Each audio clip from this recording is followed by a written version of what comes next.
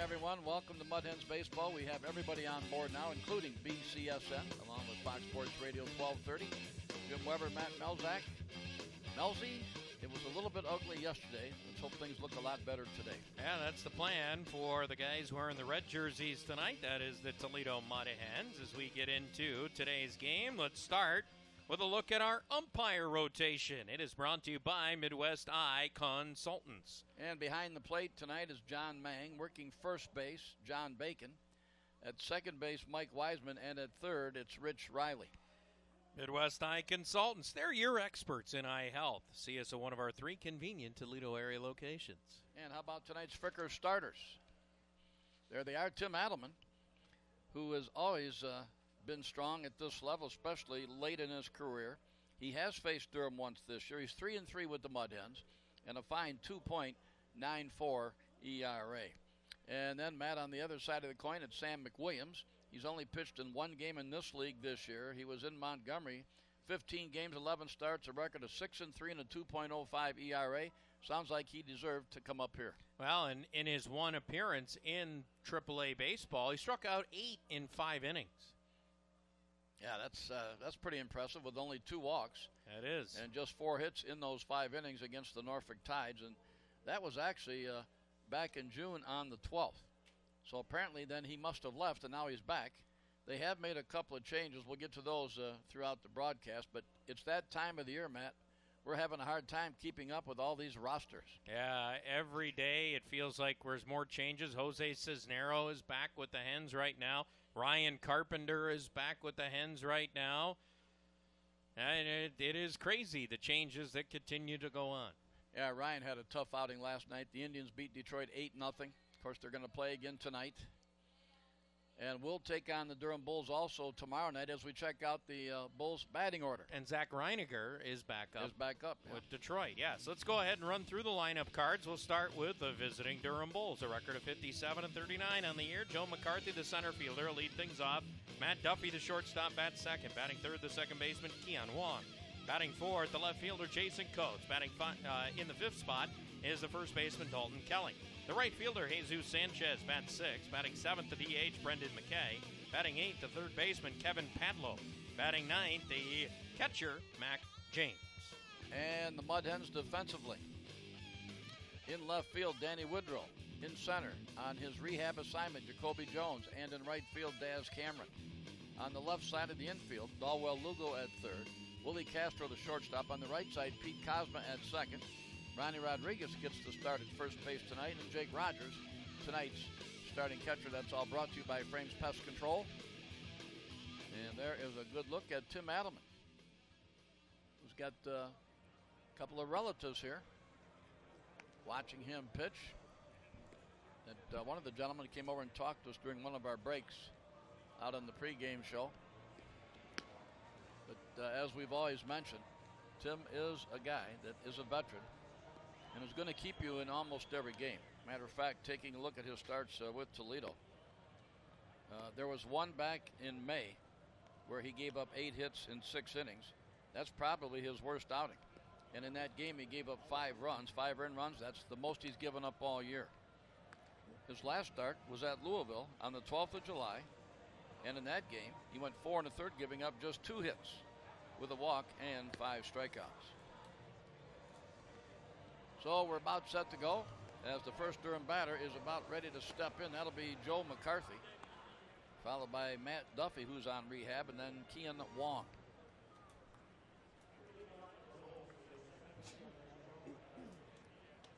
A little bit warm out there. I think on Friday and Saturday, Matt, these windows will have to stay closed, I think. I don't know. I opened mine up right away today. You think you will, though, when it's 99 out? We'll see. Yeah, we might. There's a ball high and inside to start the game. 87 degrees, and John tells us the heat index is 95. Well, there you go. So that's add that into your scorecard. Yeah, that's what it feels like. And a good pitch there for a strike to make it 1-1. Boy, it hasn't stopped some folks from coming out tonight to enjoy Mud Hens baseball. Just a very slight shift here on McCarthy, batting .212. as Adelman deals the 1-1, and that's a strike. That's what I'm talking about. That's not a blazing fastball, but he just is able to pinpoint his pitches. And if you can do that, if you can move him in and out, up and down, and still hit the zone, you'll have a good night. Here comes the 1-2, and it's hit hard but foul down the first baseline. Into the seats, and a bit of a scramble, maybe not. One guy started after it, and he said, I don't know where it's at. So he's going to sit down. Look at he sat down. Now some youngsters are coming into the area. Way down that first baseline. Yeah, nobody has found it yet. Pitch in from Adelman is bounced slowly down the third baseline, foul. So he's still in front of McCarthy, 1 and 2. Duffy next, then Wong. So, of course, Doug told you during the interview that there was a bit of a chit-chat, huh, before they came out on the field. That's what he said. He used the word chit-chat, right? So, swing and a miss on a slow curveball, and down goes McCarthy. That's the first strikeout of the game. Remember, if the Forest View K counter, that strikeout countdown clock reaches 12, guess what? You can head to the Toledo Mud Hens Facebook page tomorrow for a coupon good for 2 free games of bowling at Forest View. It's a clock now, huh? Well, it's kind of a counter, right? Yeah, he's got to get it down to or up to 12. Up to 12, right. Fastball just a bit outside, ball 1. Looks like more fans are coming in here as we get this thing going. The 1-0 from Tim. Big curveball that is close, but called the ball. Had a big group out in center. The picnic area is filled up pretty well. Hey, we got a decent-sized group on top of Fleetwoods and also on top of Holy Toledo. Great night to be up there. Next pitch, a strike that caught that outside corner around the knees to run it to 2 balls and a strike. On Matt Duffy, Kean Wong next. We're in the top of the first. Game 3 of the 4-game set. Both teams have 1-1. Next pitch in is a strike called about the same place as the other strike, and it's 2-2. Matt batting .091. He hasn't been up very much. He's on rehab. He's driven in 5. Are you surprised that Jacoby is still here? I am. Yeah, as am I. He played in the field and looked great on Monday. Drive to left, easy play for Woodrow. He came in a few steps, made the grab, and there's 2 down. And that'll bring up Kean Wong batting .342. 2 for 5 in his last game. And then I also thought, boy, you know what?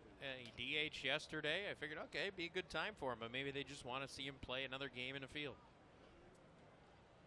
Yeah, I'm sure that, whatever they have planned, that's exactly what we're seeing. So they want him to play games in the field, which he has. He was the DH one time, and he's played in center in the other 2. He joined us when we came back from Louisville. Wong waiting on the 1-0. Left-handed batter, open stance. Here it comes. He'll get one close to the dirt, ball 2.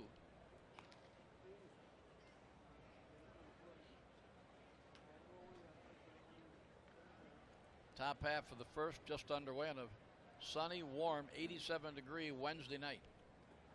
Pitch in is hit into right hard, over quickly Cameron, and he's not going to get it. It's going to bounce up off the wall. That'll be a double. That ball was hit well by Wong. That'll bring up Jason Coates, who in his last 2 games here, 0 for 8. Yeah, he has struggled in this series. They've done a nice job keeping him off of the scoreboard. Let's hope that continues. Well, this season, every time the Hens win at home, Make-A-Wish wins. EverDry Waterproofing and the Mud Hens Helping Hens Foundation will each donate $50 to Make-A-Wish. We start today's game at $2,100. Yep, 21 home wins for the Mud Hens.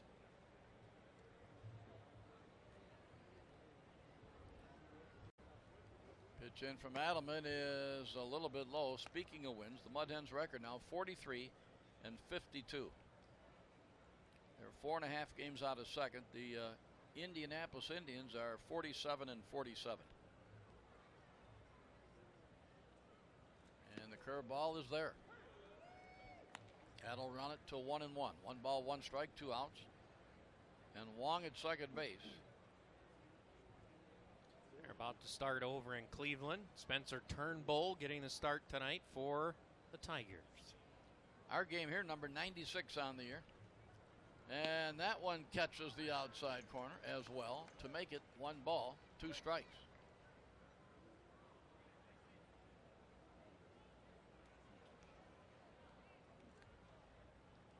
The outfield playing straight away. The shadow is not quite to the mound yet. So the ball out of the sunshine into the shadow, and the 1-2 is swung on and missed. He got him. Strikeout number 2 for Tim Adelman, as the Bulls will come up empty. They picked up a 2-out double, but leave that man on. We played a half inning in downtown Toledo. It's Durham nothing with the Mud Hens coming to bat. This is Mud Hens baseball.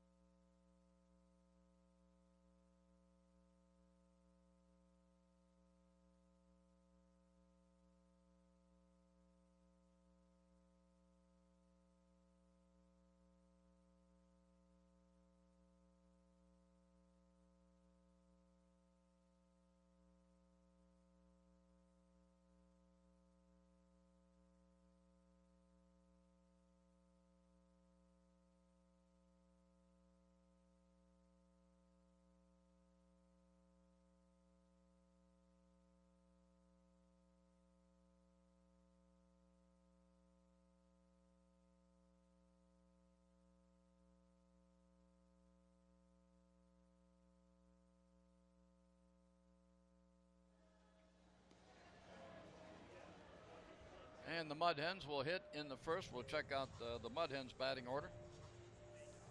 As the leadoff hitter on rehab in center field, Jacoby Jones to step in.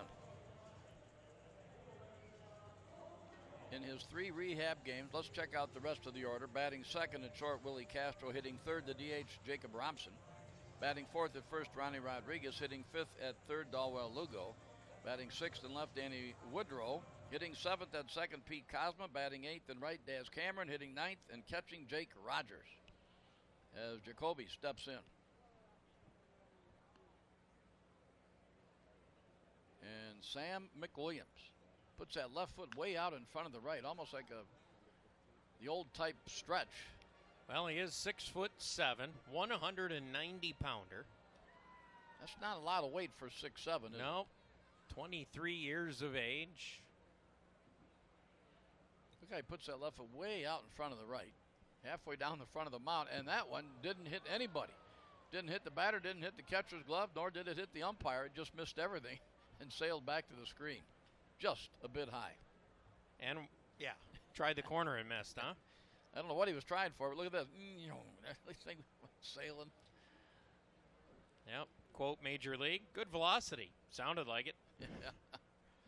Next pitch, a swing and a miss. Jacoby went after that one, and that was a bit outside the zone. So a ball and 2 strikes. Jacoby 5 for 12 in his 3 rehab appearances. We're counting the one when he was here the last time. Here it comes, and that's a curveball high and inside to even things up at 2-2.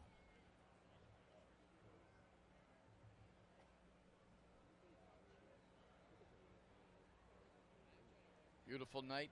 I don't see a cloud anywhere now. Maybe one little one up here above us. Here's one in the right field. Slicing away from the right fielder. It's going to be in there. And Jacoby's going to get 2. The throw coming in, not in time at all. And a double for Jacoby Jones into the right field corner.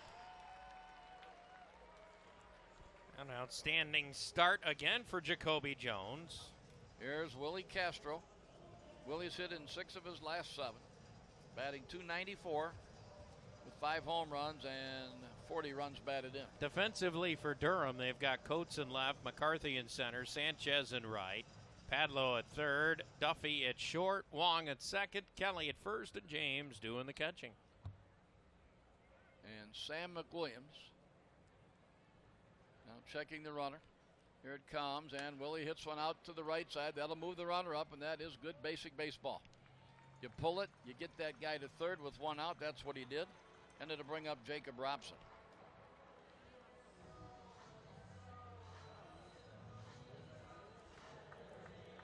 With the man at second, you want to hit it to the right side. Maybe it goes through. If not, you've still done your job by moving the runner up.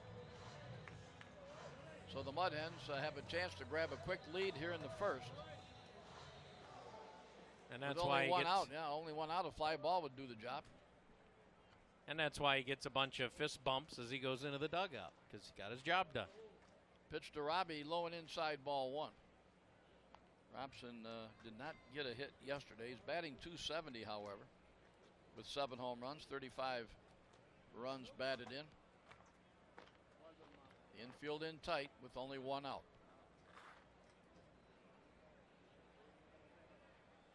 The big right-hander deals, and it is inside. It's ball 2.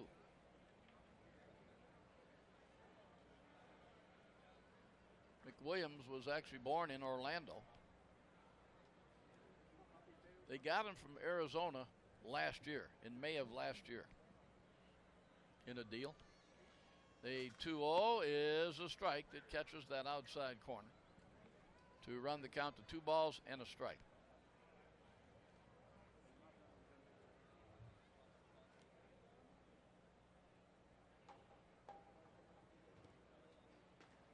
As McWilliams ready, here it comes, and a good pitch to go after, which Jacob did, but he couldn't find it.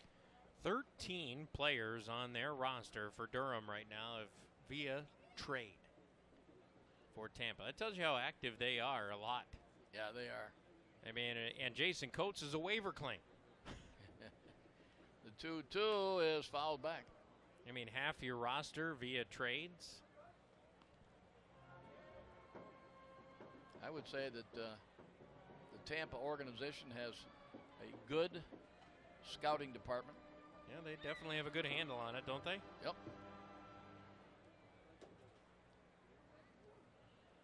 A 2-2 due up there. Here it comes again, and it's inside. Now 3-2 on Robson, with Ronnie Rodriguez up next. The Mud Hens have a man at third with one down here in the bottom of the first.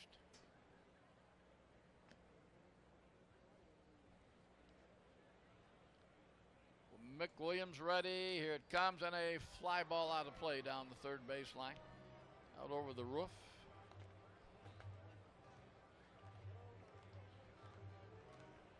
Now, one good thing, almost all of these seats here are in the shade. Just a few down the first baseline, first couple rows, maybe just a few seats. Everybody else is in the shadow. That's a good thing. Now again, the 3-2. Robbie hits it hard, and it's speared at second base by Wong, and Jacob can't believe it. He hits the ball like a bullet right at Wong, and especially with the infield drawn in where it's easier to get it through. Yep. Here it is. Watch him. Bam. Line shot, speared. Well, let's see what Ronnie can do with 2 outs. Yeah, good reaction by Wong, who has had a solid series offensively and defensively. Ronnie 0 for 2 yesterday, batting .296. Let's see if he can come up with a 2-out hit. McWilliams fires, and it's right there, strike 1. Now, for each home run hit by a Hens player during this season, Kroger will donate $100 to help zero out hunger. The Mud Hens have a total of 94. $9,400. Believe this or not, that's a pretty good total. That's the lowest home run total in the league. There's a few others in the 90s, but they have more than 94. We also have some that are over 130. Oh, yeah. The 1-1 is swung on and missed. He had a good cut at that fastball. It's 1 ball, 2 strikes. Of course, with 2 outs, everybody playing back.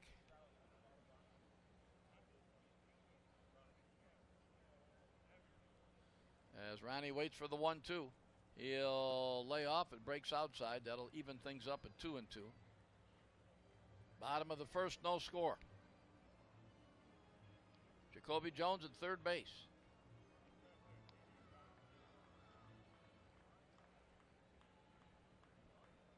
As McWilliams sets up, the 2-2 is bounced up the middle slowly.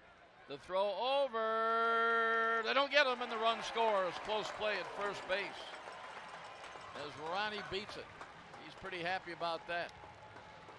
It was headed towards a hole they left open, but it was hit slowly enough that Duffy could get there. Watch, now see that hole that's open? If it's harder, it's going through. So Duffy makes a pretty good play, but it took too long to make that play, and Ronnie beats it.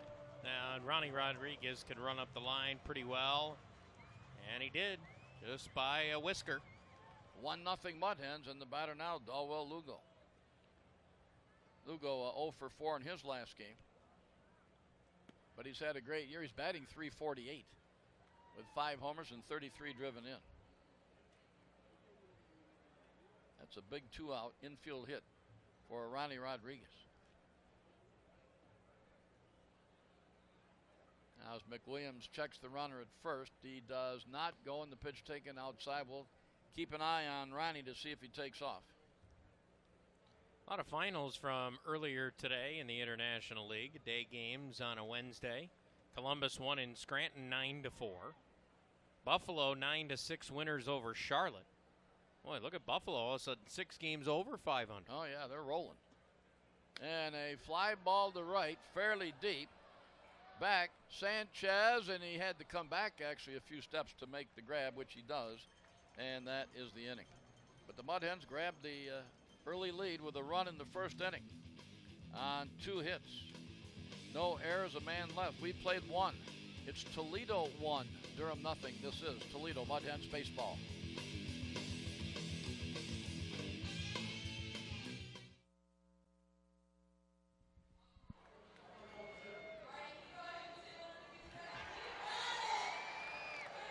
There he is, the home run king, Mike Hessman, now the hitting coach here.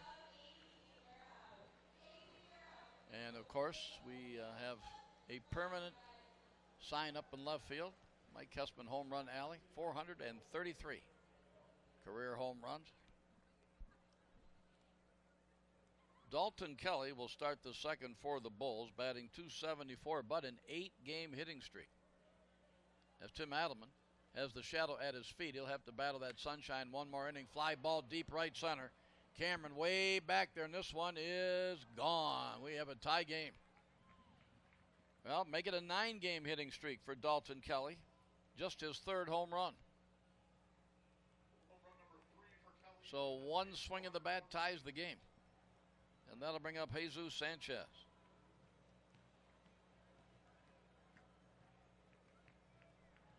Well, there it is again. And it was going to be at least off the wall, but instead it cleared. Yeah, let's check it out. I know Durham has a ton of home runs. They have 133 home runs. And all the teams they played against have a total of 133. Pitch from Adelman is a ball. It's 2-0 on Jesus Sanchez. Brendan McKay. Talk about an athlete. This guy is a great pitcher and a great hitter. And he's in the lineup as the DH. As a pitcher, he's 3-0 with a 1.08 ERA for the Bulls.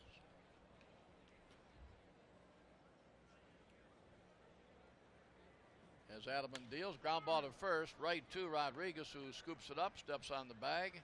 Then there's one down. That'll bring up Brendan McKay. 4 home runs, 10 runs batted in. That is something to have a guy that can pitch that well and hit that well.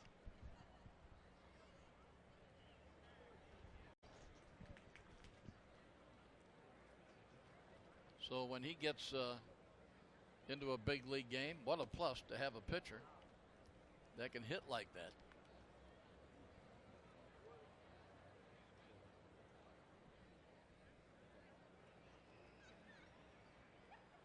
Of course, he's in the American League now, but there's crossover games. The possibility he'll wind up in the National League someday. The count on him right now is 1-1. McKay, a left-handed batter, as Tim deals, and it's way up and in to run it to 2-1.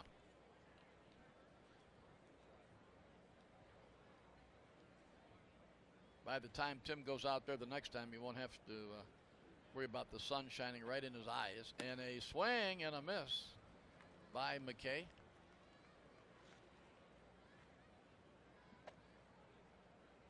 That'll even things up at 2-2. 1 run in on the home run by Kelly. And the pitch swung on and missed. He got him. So down goes McKay. That's the third strikeout already for Tim Adelman. 2 down, the batter Kevin Pedlow.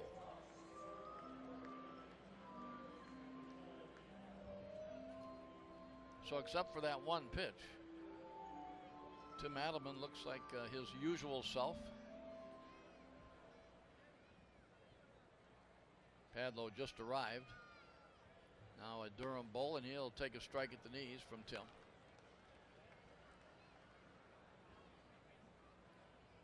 The Mud Hens got 1 in the first. The Bulls have countered with 1 here in the second. The 0-1 is a curve, bounced off the plate, foul to the first base side of the plate. And it's strike 2.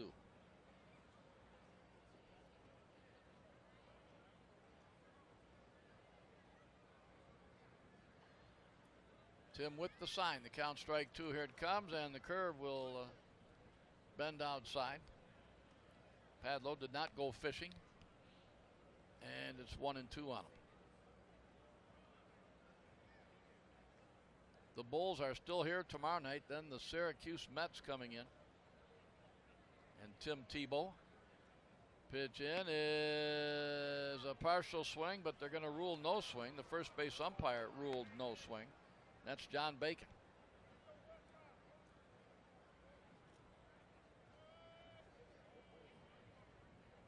So 2-2 on Padlow. He is the Toff's ice cream strikeout guy. As Adelman deals, and it's fouled away. Tim is almost out of that sun. The shadow's almost up to his shoulders now when he delivers.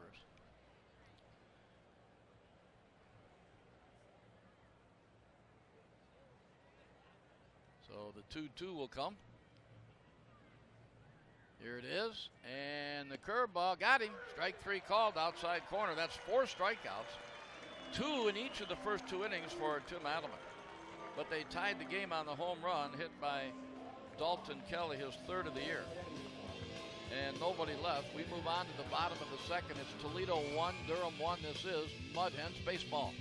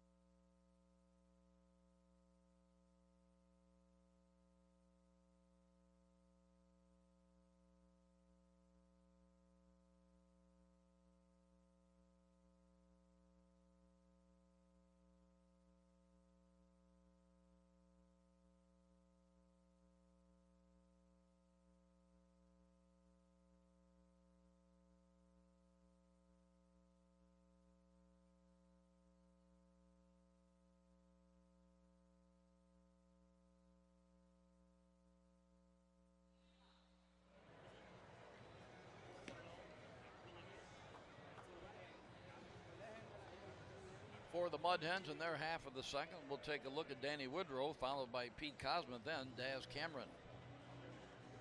Woodrow has hit in the last 6 games that he's played in. 11 for 26, his average 273. Both teams have a run on 2 hits.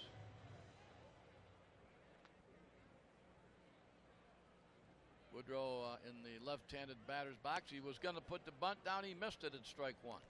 He's got the speed. If he gets it down, he's hard to get. He and Robson pretty even in that department.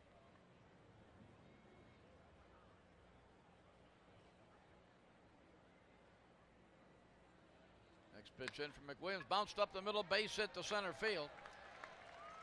So Danny is on there with Pete Cosma coming up. Pete has hit safely in his last 2, going 3 for 6, driving in 4 over that 2-game period.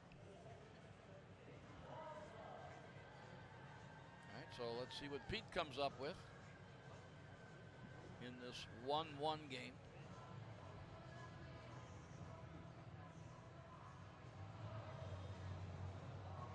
They've got the lights on now.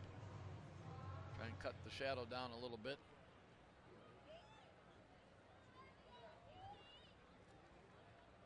McWilliams fires in the dirt past the first baseman, and there goes Woodrow to second. Man, he fired that thing about 10 feet in front of Kelly, who had no chance. So an E1 will put Woodrow at second base. You're lucky it didn't roll further down the line, or he might have made it to third. But it kind of hit and came straight out near the bullpen. I mean, look at that. Not even close. Not sure what happened there, but it didn't go the way McWilliams had hoped. So for the second straight inning, the Mud Hens have a man at second with nobody out. They got the first guy in with a 2-out hit by Rodriguez and a strike called to Pete Cosma. Strike 1 on Pete.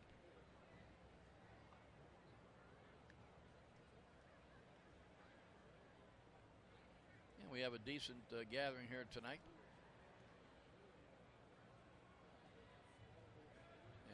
And the 0-1 is a good one, making it strike 2.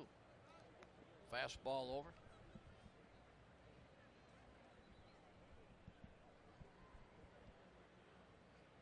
Now Danny takes his lead at second base. He's got speed to burn. You get a base hit, normally you're going to wave him in. The 0-2 is bounced out to short. They're going to go to third, and they're going to get him. They get the front man, as Danny thought maybe he could make it. The play was in front of him. When you go to third on a play like that, you are taking a chance. So a fielder's choice, Pete safe. 6-5 to get Woodrow trying to go from second to third. Every now and then you'll see somebody try that, especially guys with good speed, but they got him. If he could have gotten past before the ball came out there and went behind him, he had a better shot, but the ball went in front of him and got to Duffy, who fired to Padlow in time. So instead of having a guy at second or third, you've got a man at first. Daz Cameron, 0 for 3 in his last game. Currently batting .220 with 9 homers, 30 driven in. McWilliams fires, and a big swing and a miss to make it strike 1.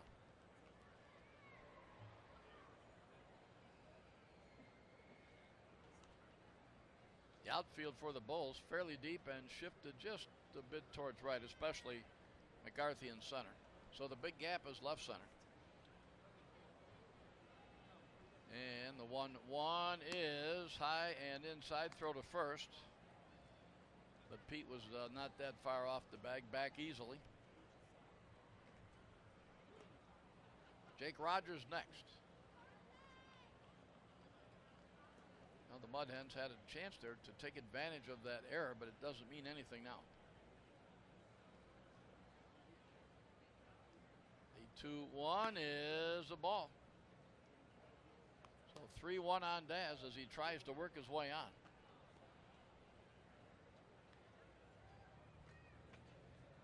We're tied 1-1. The Mud Hens scored on the double by Jones, a single by Rodriguez.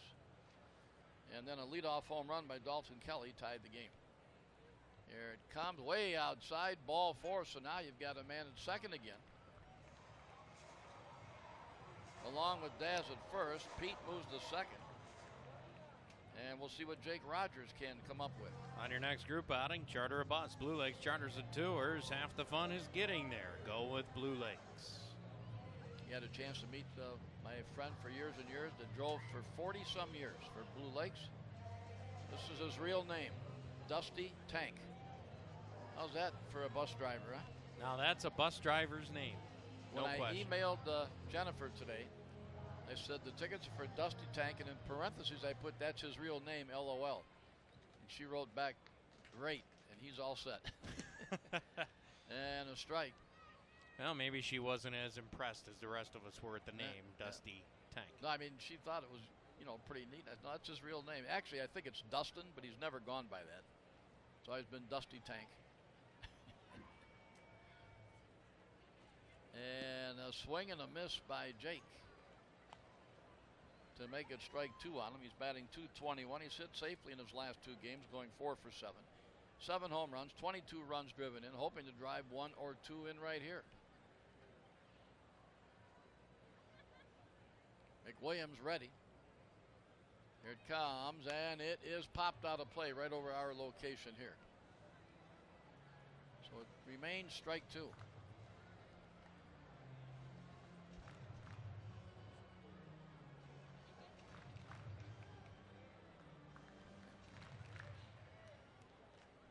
We had another driver for years that passed away several years ago that drove the Mud Hens for years. Willie Mays was his real name. And a strike called.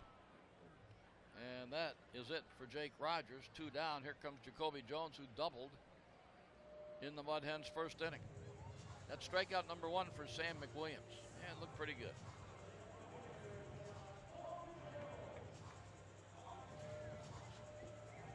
Willie was well known around the league at the old A-Team International League. Everybody looked forward to seeing him. We, were on the bus a lot. He drove us almost all the time. And a strike called. So he was quite a conversation piece around the league. Oh, I'm sure. Back in the old days? Yeah, the old days. I remember nights when Willie and I decided to have a beer somewhere. We would take the bus. His bus. He's driving. I'm the only guy in there. We pulled up in front of a place one night, and somebody thought they're getting a bunch of business. Right here comes this big bus. Willie gets out, and I follow him. And that's it. There's 2 of us. Then I think they thought I had, my own bus.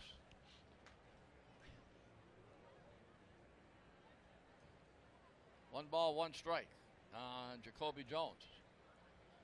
Looking to us like he's ready. The 1-1 is a strike just above the knees to make it 1 ball, 2 strikes.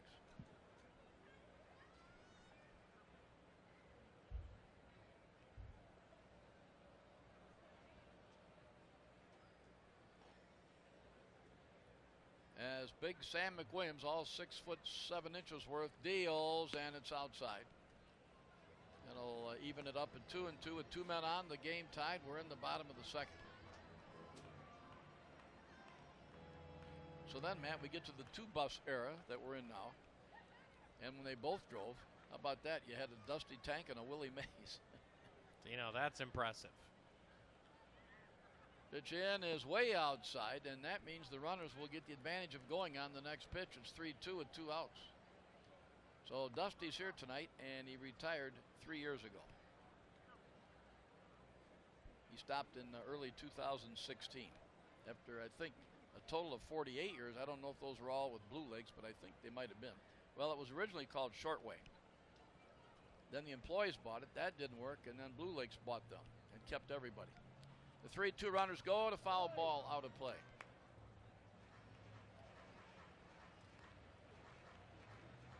Great chance here for the Hens to regain the lead. 2 men on, 2 down, 3-2 on Jones, and again, they'll be off and running. after the Jesus Sanchez homer in the top half of this inning.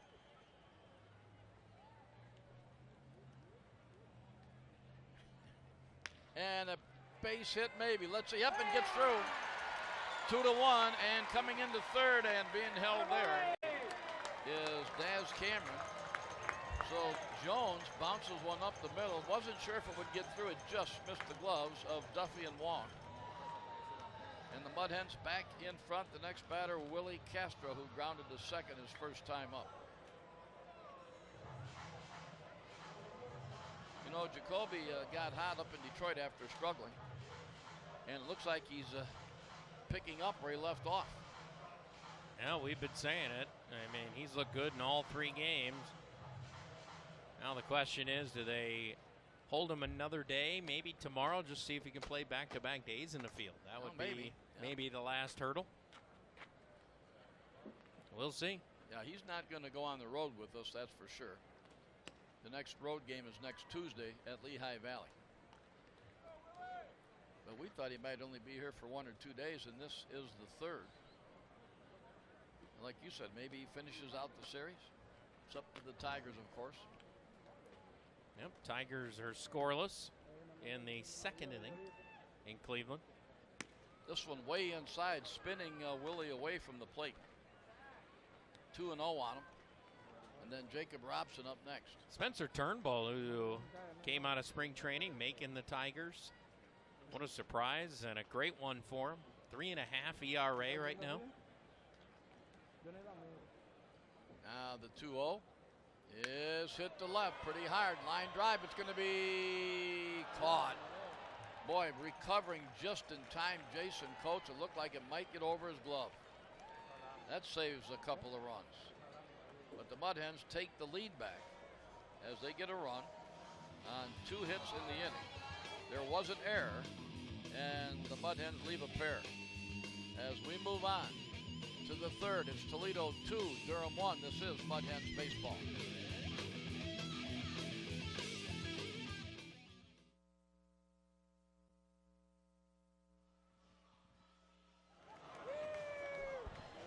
Now there's a shot for you of all the folks on top of Fleetwoods across the street from right field. What a great night. Boy, and they are probably having a blast up there. It's a little warm up there. I bet the Budweiser's flowing. As the Bulls come up in the third, the Mud Hens back in front 2-1. This is Mac James. He's hit safely in his last 3, batting just .206. As Adelman's pitch comes in high to make it ball 1. The outfield straightaway and no shifting on the infield. Although Cosma closer to the bag at second. Foul ball, third base side, 1 ball, 1 strike. After James, it's back to the top of the order. Joe McCarthy and Matt Duffy.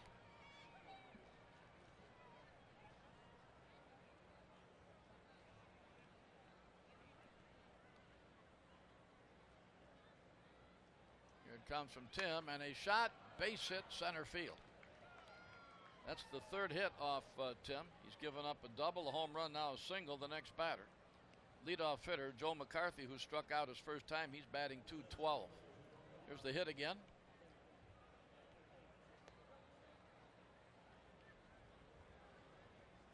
This series wraps up tomorrow night at 7. Then the Syracuse Mets come in.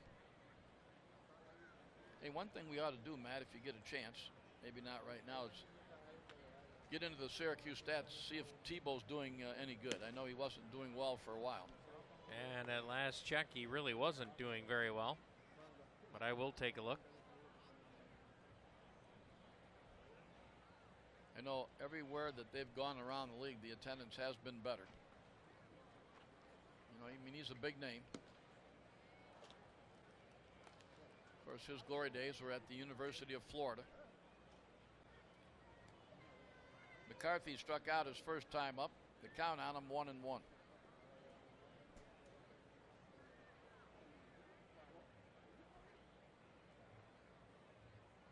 Adelman fires and a swing and a miss to run it to a ball and 2 strikes on Joe.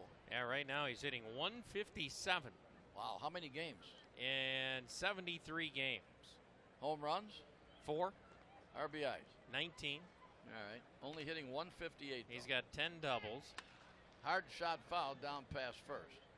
He has also struck out 93 times in 229 at-bats with 19 walks. I don't think baseball is going to be his game, but he's giving it a shot. You know what, though? He had 273 last year in Double-A. Of course, Double-A to Triple-A is a pretty good-sized jump.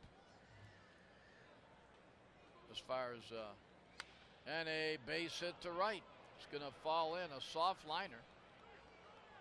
Throw to second base will not be in time. That's a double, and here come the Bulls right back. 2 men on, nobody out. The next batter, Matt Duffy. Again, it wasn't hit hard, but it fell in down there. Yep, perfectly placed. One of your golf shots right there.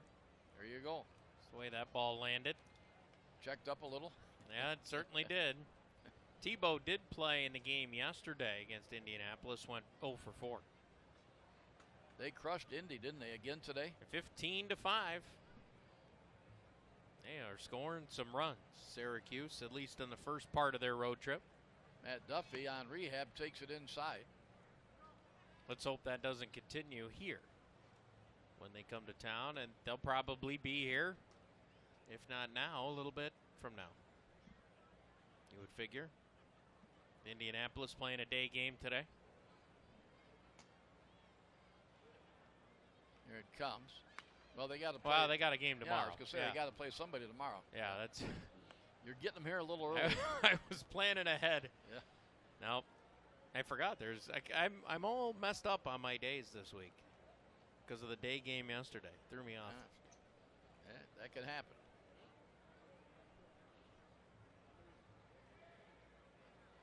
Now the 1-1, nobody out. Here it comes, and it's there. 1 ball, 2 strikes. So let me go back to what I am good at. Charlie's Dodge Chrysler Jeep Ram has amazing deals during the 2019 summer clearance event. Check out the entire new car lineup of Dodge, Chrysler, Jeep, and Ram. Charlie's Dodge Chrysler Jeep Ram on the corner of Illinois and Ford, Maumee, or charliesdodge.com. Very good. There's a ground ball down the first baseline, right off the handle of the bat. Adelman could use a strikeout or a pop-up here to keep the lead, but it's going to be tough with runners at second and third and nobody out. We're in the top half of number 3 in game 3 of this 4-game set as we play the Bulls 10 times this year, and this is number 9. Adelman deals, and it's a little bit low, trying to get him at the knees there, and it's 2-2. Next year, Matt, we go to Gwinnett twice within 2 weeks. They're the team we'll play extra games against next year from the South Division. The Stripers. And the Stripers are right there. They're right in the hunt, just behind Durham. Pitch in, and it's shot into center. It'll be caught, but that will tie the game. So every time the Mud Hens score, the Bulls come right back, and it's a 2-2 tie as Jacoby Jones made the play look easy. Holding at second, McCarthy, the next batter, Kian Wong, who doubled his first time up, as we watch the play again. So that'll go as a sac fly. Scoring James to tie the game. Yep, that's basic baseball right there. Make sure you get a ball deep enough to the outfield. The runner at third and less than 2 outs. Both teams have 2 runs on 4 hits. We're only in the third. And a bunt attempt. Yeah, he actually tried to bunt that, even though he was already a couple steps out of the box trying to get a jump. Left-hand batter's going to try and drag him down the line. But where he was at, he wasn't going to drag anything. As Adelman ready to go, here it comes, and a foul ball down the third baseline. Landing just past the club level seats down at the end. Yep. Huge hole on the left side of the infield with the shift on for the Mudhens defensively.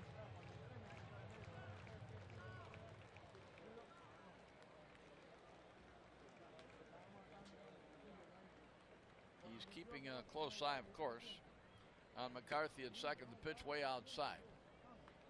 1 ball, 2 strikes on Kean, who came in batting .342. He's now at .344 with his double in the first inning. Yeah, he leads the International League in batting average, Jim. Of those that qualify. Yes, of those that qualify. And a pitch up high.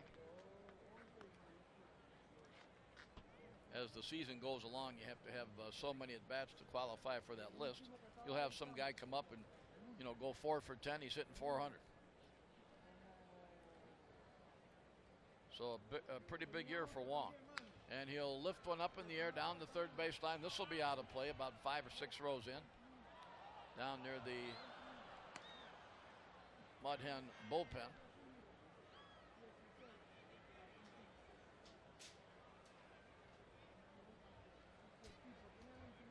Well, Matt, I would think that when the Tigers need a pitcher to start, it would have to be Tyler Alexander, who's really on fire right now. Well, you sure would think so. And he's also on the 40-man. Yes, they had to create space for him. The last time he went up, pitched pretty well. And a foul ball out of play. That was against Chicago. But you're right on Keon Wong. He's had 310 at-bats. That's an impressive average. Very legitimate average. Yes, yeah. I would say so. Wong waits. The 2-2 is getting away from Rogers. I don't know if that was in the dirt or not. We'll wait for the call. I guess it was. They're calling that a wild pitch already, so that moves McCarthy to third. Here it is again. Yep, it hit the dirt. Wild pitch all the way. And now Doug says we're going to have to pull the infield in tight.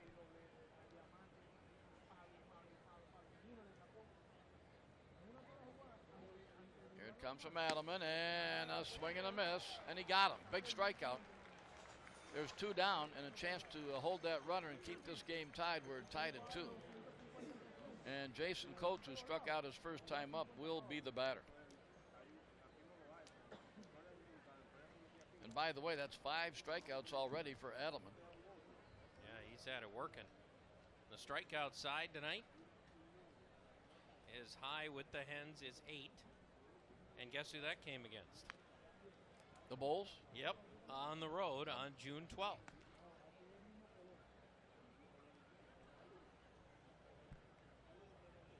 Strike 1 on Coates. 12 home runs, 31 driven in. As Adelman fires, and it's fouled back. So he's quickly in front of Coates, strike 2.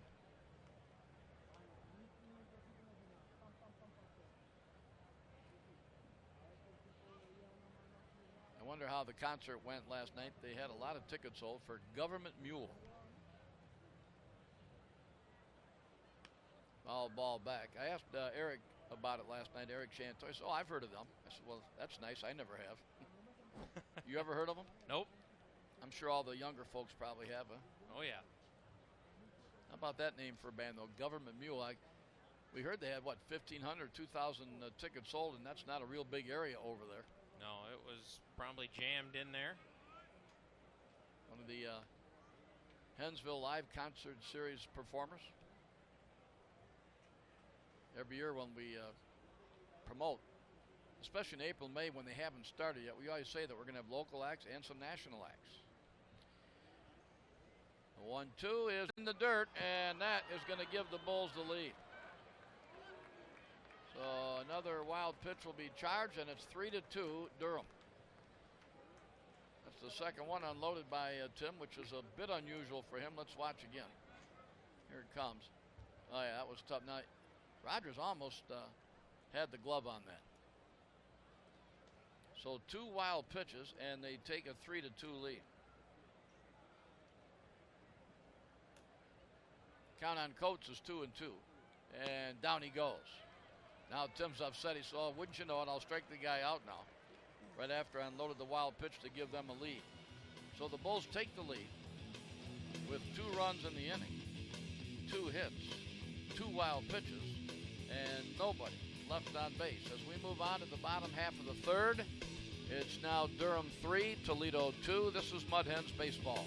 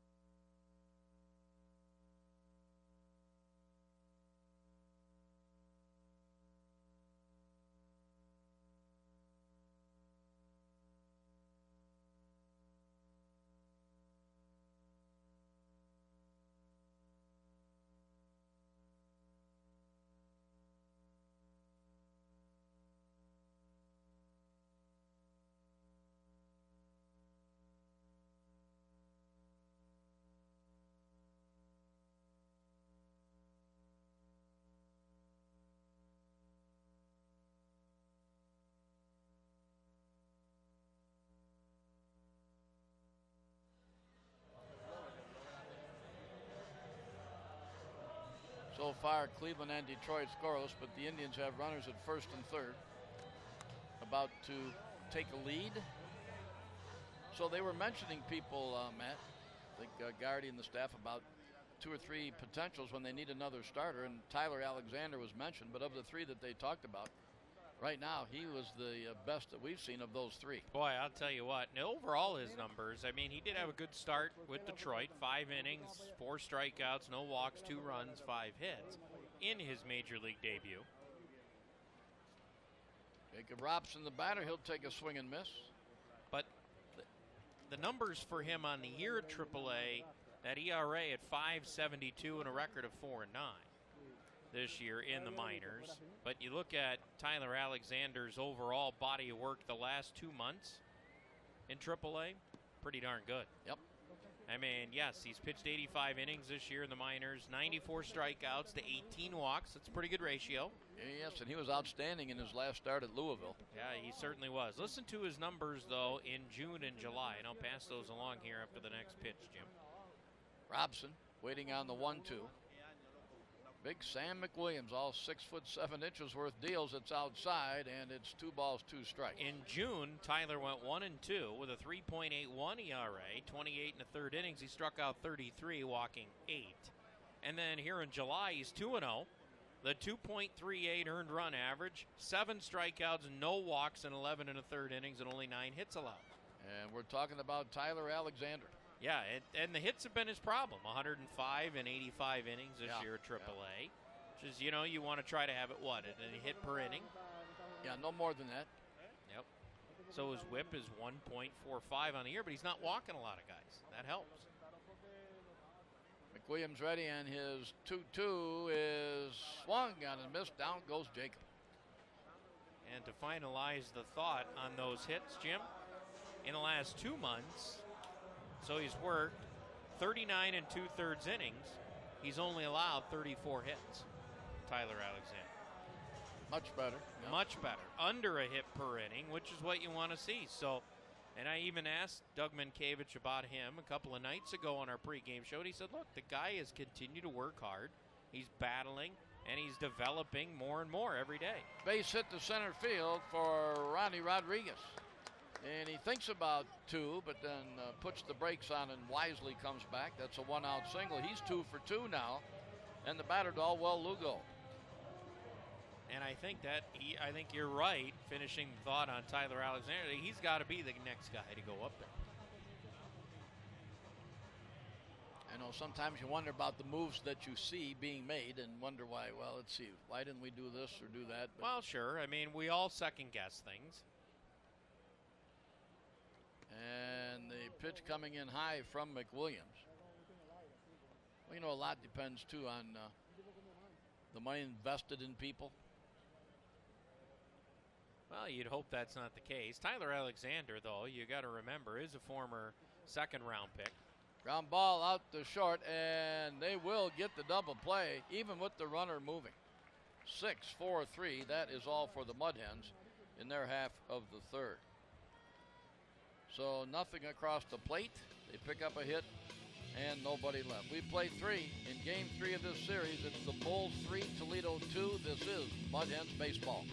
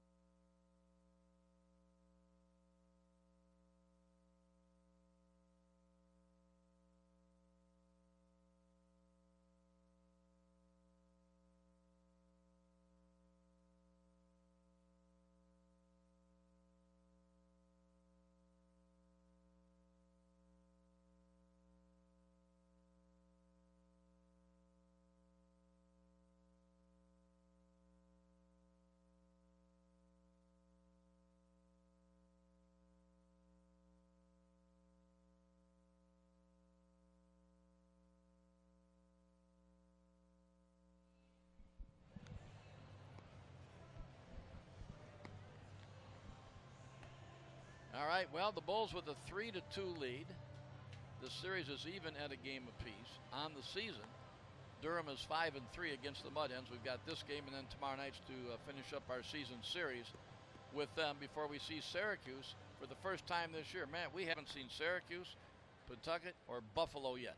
But we're going to see a lot of them down the stretch. Yeah, and I don't like the fact that we're seeing Syracuse and they're coming in off of 3 straight wins now against Indy, and they're scoring a boatload of runs. Yeah. We're going to see Buffalo, who's red hot, closing the gap in that north. Buffalo, they're only 5 games back. Oh, yeah, they're right there, although Pawtucket's not doing very well.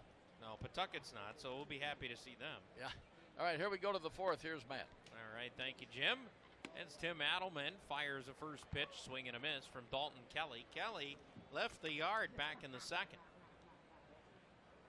A home run that tied the game at 1. Durham has the lead, 3-2. And look back at that second inning blast out to the bleachers and right. This time he'll pop one up. A little shorter distance traveled as that'll head to the seats. Back and behind the plate. A solid Wednesday night crowd here in downtown Toledo. Mud Hens trailing at 3-2. Tim Adelman on the mound. Gave up 2 runs in the third. As he rocks and fires it, Kelly's going to drive this one to right, and it's going to get over the head of Daz Cameron. Up against the wall, Kelly rounds first. He'll trot into second, and a leadoff double for Dalton Kelly, who's 2 for 2 with a homer and a double.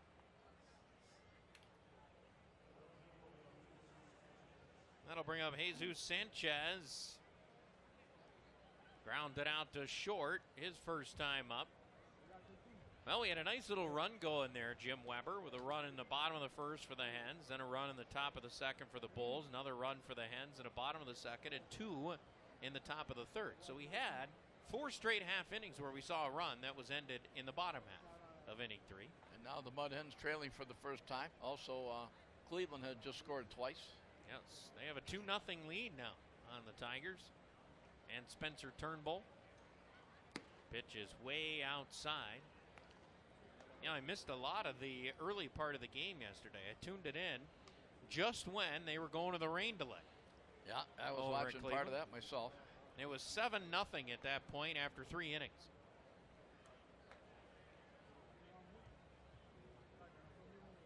And the pitch from Adelman down low. That one bounced away from Rogers, but it bounced in front of the plate, so no chance for the runner to advance from second. 2 balls, no strikes on Jesus Sanchez. You and I had mentioned on the pregame show tonight, you want to talk about a team that knows how to stack their organization. When 8 of the top 100 players in minor leagues, according to MLB.com, are with the Tampa Bay Rays. Oh. The pitch is there for a strike. 8 of the top 100. Their scouting department has been pretty good anyway. Yep. When you look at it, they're able to win a lot of games as well right now while they have a pretty loaded farm system. And we're going to see one of those top prospects. Up. Yeah. We just had a balk called on Tim Adelman. Or a balk. Yeah, Doug Minkiewicz popped right out of the dugout on this one. Yeah, Tim wants to know, too, what's going on. Yeah, Jake Rogers is laughing about something down there. He doesn't like this explanation from our home plate umpire, John Mang. So the discussion continues. Let's see if we can pick it up here, Jim.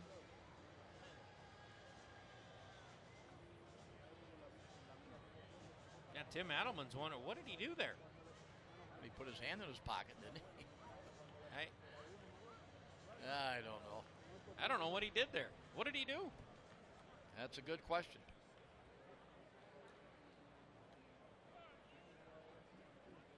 I didn't see anything that was obvious.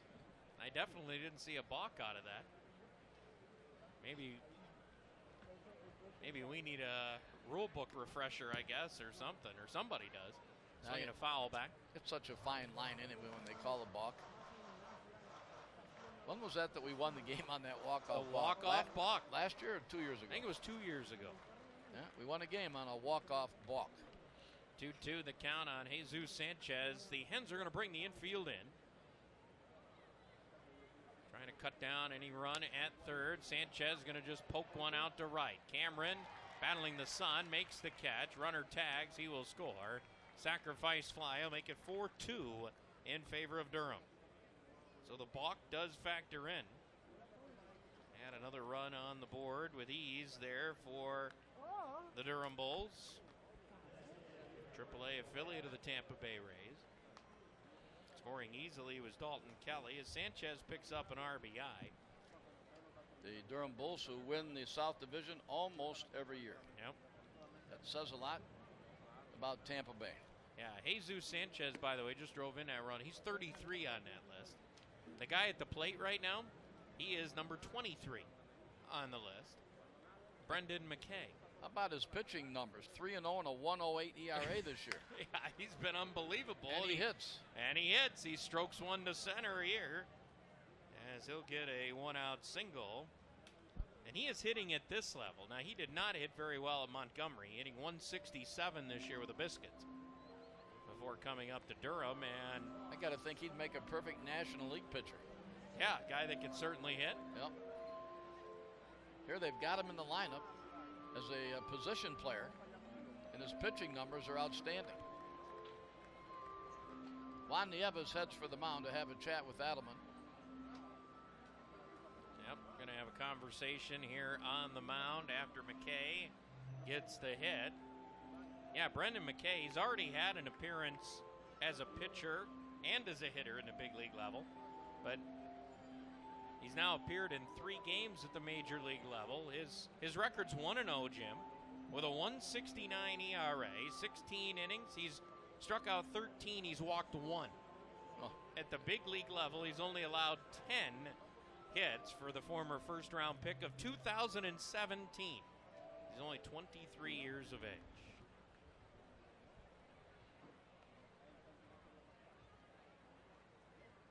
Yeah, that's quite a weapon. If he can hit as well I mean, the guy you're thinking of that can do it as we get a foul ball from Kevin Padlo. One strike on him after the conversation is Shoni Ohtani for the Angels.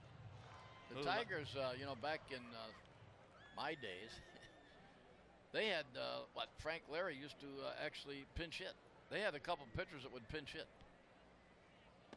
Pitch is there for a strike. 2 strikes on Padlo.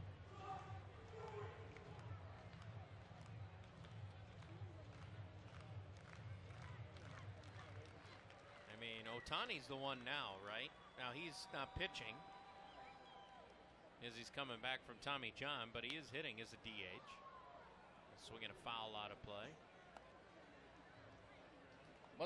How many home runs does Yelich have now? What's he up to? Is he over 30 yet? Has he got 1 million? It just seems like he is. Every day it's another one he's adding on, doesn't it? Especially early in the season. 2 strikes on Padlo. It just seems like I think he's around 30. Pitch low and outside. They get a ball and 2 strikes.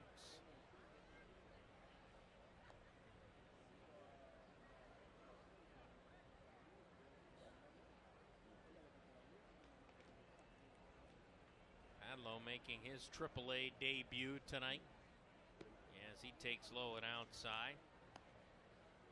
This year hitting .250 at Montgomery. 20 doubles, 12 homers, and 11 steals for the Biscuits.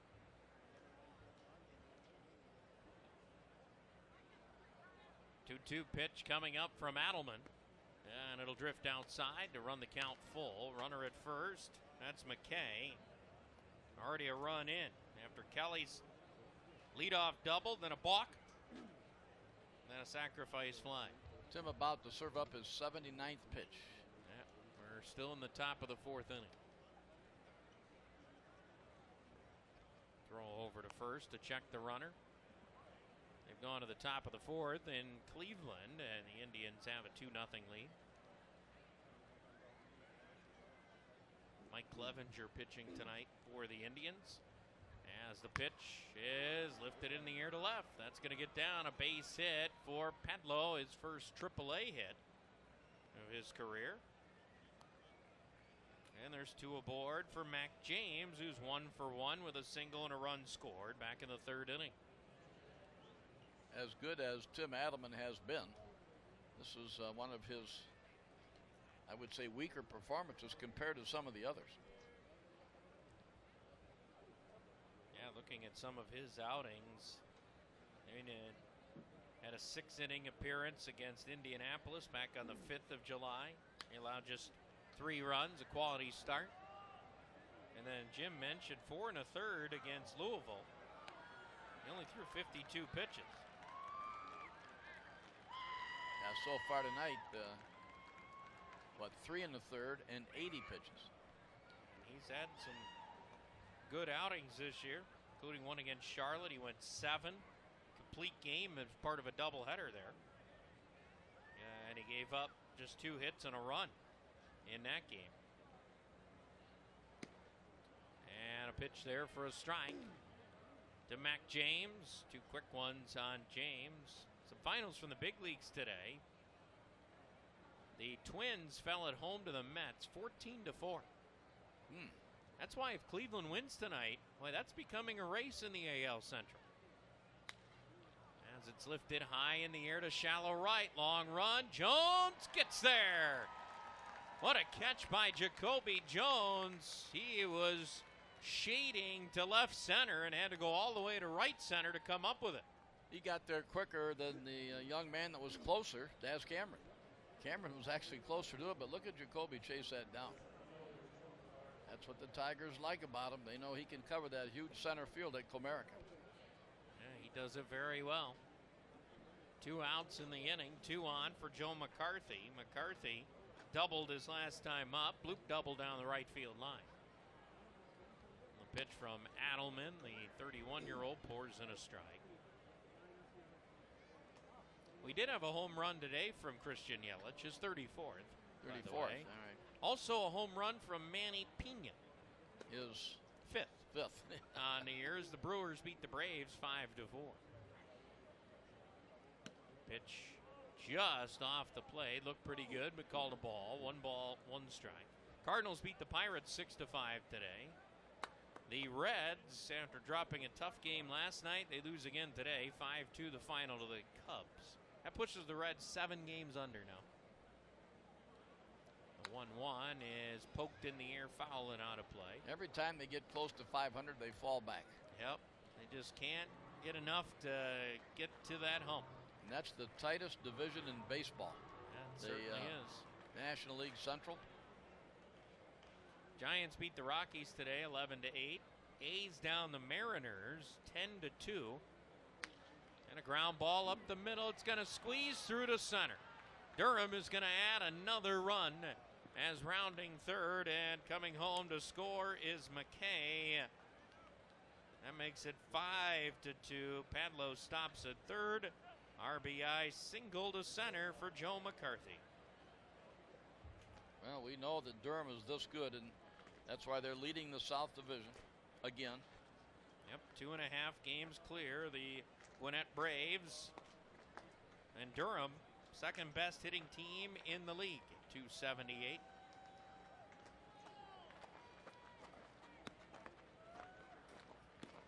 Swing and a miss from Matt Duffy, as we're going to start to get some action for the Mud Hens. Austin Adams. Austin Adams heading down to the bullpen for the Mud Hens. They're trailing at 5-2. 8 hits on the board for the Durham Bulls. The pitch from Adelman is lifted high in the air, foul and out of play. Down that right field line. Yeah, I was mentioning some of the scores. By the way, the Oakland A's are all of a sudden 55-41. They have been coming alive. Oakland A's. Yeah, former Mud Hen Billy Bean has done the job out there. 6 homers today for Oakland. Another base hit. This one off the bat of Duffy as he drives it into right. And another run scores. Make it 6-2 in favor of Durham. Stopping at second is McCarthy. Second RBI of the night for the rehabbing Matt Duffy. Well, in defense of Adelman, they're now squeezing things through that you could stop with your bare hands. Yeah, they've squeezed a couple. Yep. And it's been enough to push them up by 4. A 3 spot here in the top of the 4th inning. There's 2 down and still 2 on.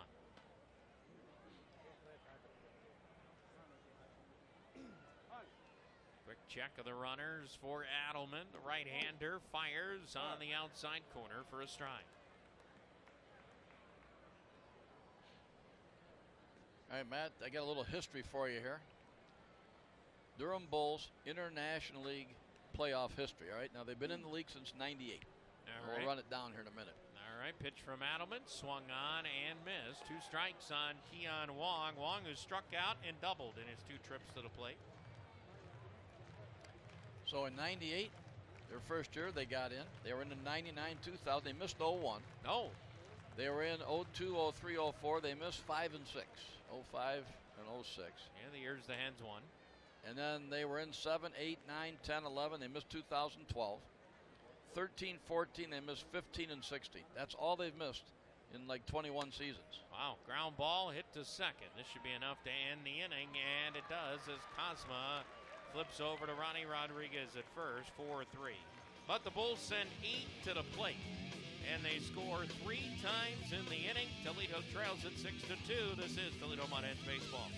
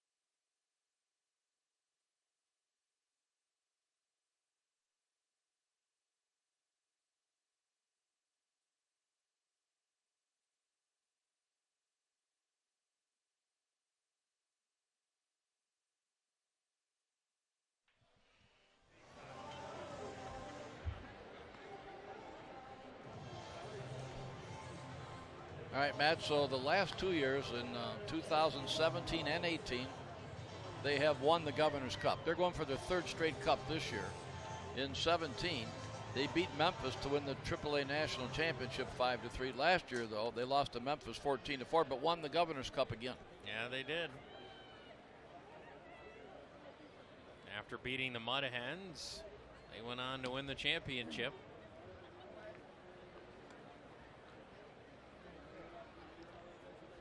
Yeah, after us, they took care of Scranton Wilkes-Barre 3-2.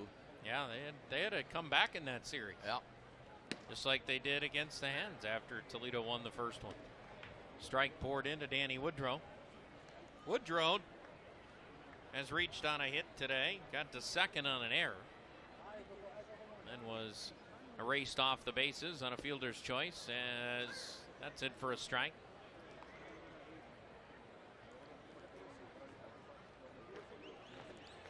They have been in amazing 12 Governor's Cup finals. 12 of them. And the pitch. Well, Sam McWilliams thought he had that one. It's called a ball. 2-2. And if they get to the playoffs this year, it's their 16th year since 98. All but what, like 5 or 6 that I mentioned that they didn't make it? It's crazy. Pitch in tight. That one hit. Danny Woodrow. He couldn't get out of the way of that. And a hit batter will move Woodrow down to first. That'll bring up Pete Cosma, who reached on a fielder's choice. And he scored a run. Yeah, that one way inside. So when you have a playoff record like that, their fans actually get upset when they don't make it. Because they're so spoiled of the Bulls being in almost every year. Almost. Yeah, I can see that. Austin Adams throwing down in the Mud Hens bullpen. He could be taking over when we get to the 5th. And even if they lose the lead and say Gwinnett would beat them, they could still be the wild card team. They certainly could be. And who knows? We've seen that before where division opponents have faced off for the Governor's Cup. Yeah, we beat Indianapolis in 05. Yep. 2 IL West teams playing each other.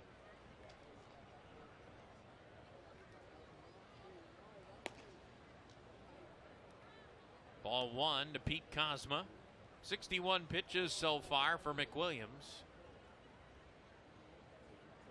Second career AAA start. He throws over to first. Back with a head first slide is Danny Woodrow. And you look at Woodrow, he's got 13 bags on the year. 13 steals.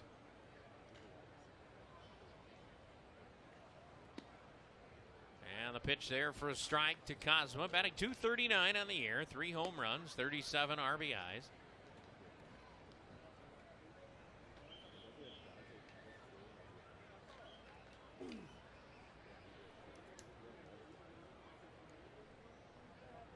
Six to 2 our score. Hens trailing, and a line shot that's going to go into the Hens dugout and skip right into the crowd, or the bullpen, excuse me, and into the crowd. Off the bat of Pete Cosma. 15 playoff years for the Bulls. They've lost in the first round only 3 times. That's impressive. All the rest were first round wins. That's impressive. And that just tells you how loaded that they are as for Tampa's organization, right, over the years. Boy. Looper going to right. This is going to get down. It'll be a base hit. Woodrow held up for a moment. Then he had to make sure that Sanchez wasn't going to catch that ball. You know, that almost looked like Sanchez gave up on it. And I'm not sure that he could have made the play, but it did stay up for a little bit. Let's watch it again. See, he starts in. Now he stops. And look where the ball hits, almost at his feet. Yeah, I think you're right. I think he kind of misread that a little bit as he was coming in on that baseball. Well, here's a chance for the Mud Hens to get back into it. I was going to say, maybe a bit of a break here. They've given up 6 runs, though, in the last 3 innings for the Bulls. And they trail it 6-2. At the plate is Daz Cameron. Cameron at .220. That's his batting average currently. And tonight, he has walked.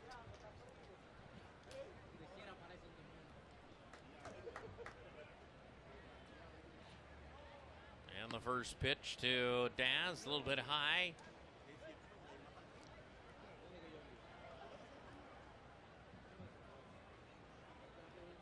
McWilliams,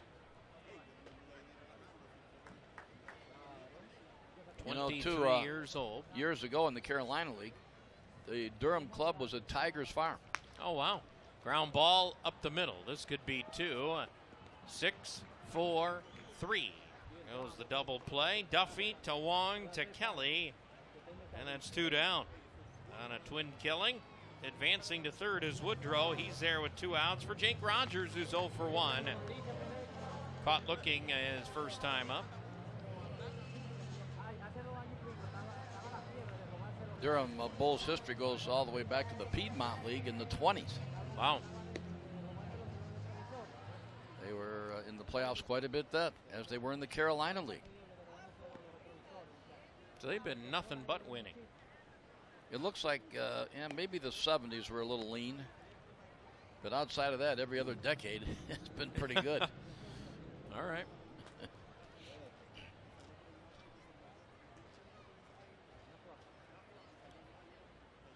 Three on the left side of the infield facing Rogers, and he's going to ground it right over there. The third baseman, Padlow's got it. He'll fire over, and that's the inning. Well, the Mud Hens get a runner to third. They picked up a hit, but they will strand a man as we move on to the 5th in downtown Toledo. It's Durham 6, Toledo 2. This is Mud Hens baseball.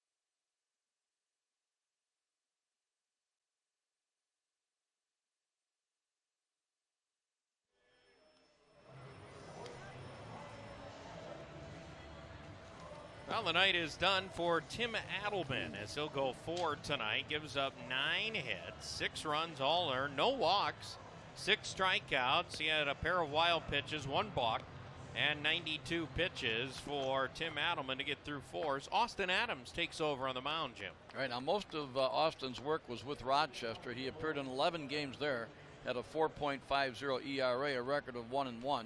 With the Mud Hens, only 2 appearances.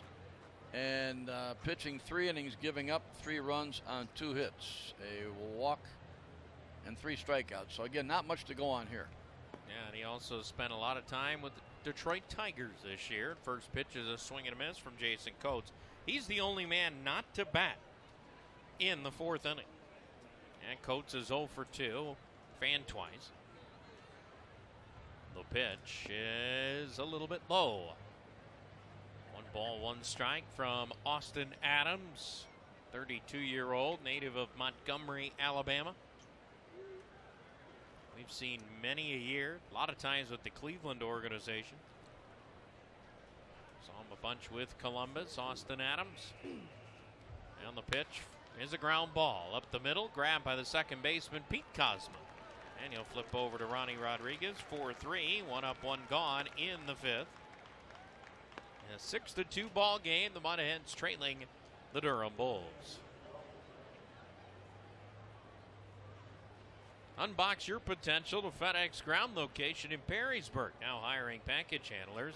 Earn up to $13.10 per hour. Enjoy weekly paychecks, multiple shifts, tuition reimbursement.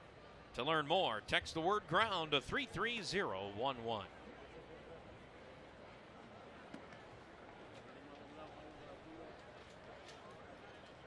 One strike to Dalton Kelly. Kelly's had a busy night. Homered in the 2nd, doubled and scored a run in the 4th. Dalton Kelly.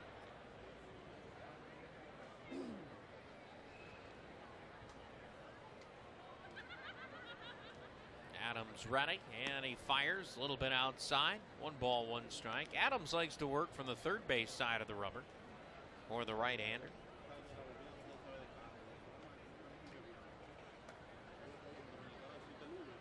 When the Bulls won the Cup last year, it was their 6th Governor's Cup title since '98. It's impressive. Ground ball, foul up the first baseline. You know who the hitting hero was in that wrap-up game? Was Joe McCarthy with a home run and 4 RBIs. Well, missed a lot of time this year, injuries for McCarthy, but he looks to be rounding into better form now. Unfortunately for us. They'll shade Kelly a bit to the right side. And the pitch swung on and missed. He got him on strikes. Adams blew it right by him with a fastball there at 96 miles per hour. And they finally get Kelly. Yeah, they finally retired him. Took a high fastball, and by high we mean up around the shoulders when you look back at that replay. Talk about climbing the ladder.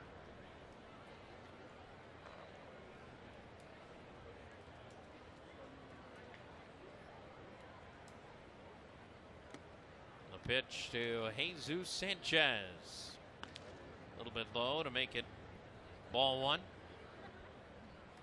Sanchez, one of those on that prospect list. Number 33 overall for Jesus Sanchez. Hadn't been with Durham much, only 7th game with the Bulls after homering 8 times in Double-A. And the 1-0 swung on and missed. 1-1 the count on him. This half inning of Mud Hens Baseball brought to you by Tire Man. Log on to www.thetireman.com for great coupon offers on your next visit to The Tire Man. The pitch is bounced foul. Barely up that first base line. Nearly scooted it over the bag.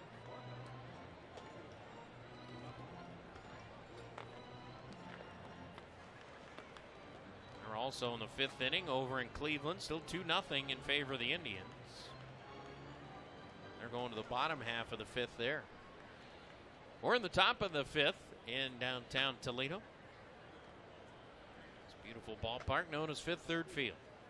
It has seen its share of some championship baseball as well. As the pitch is high, make it 2 balls and 2 strikes.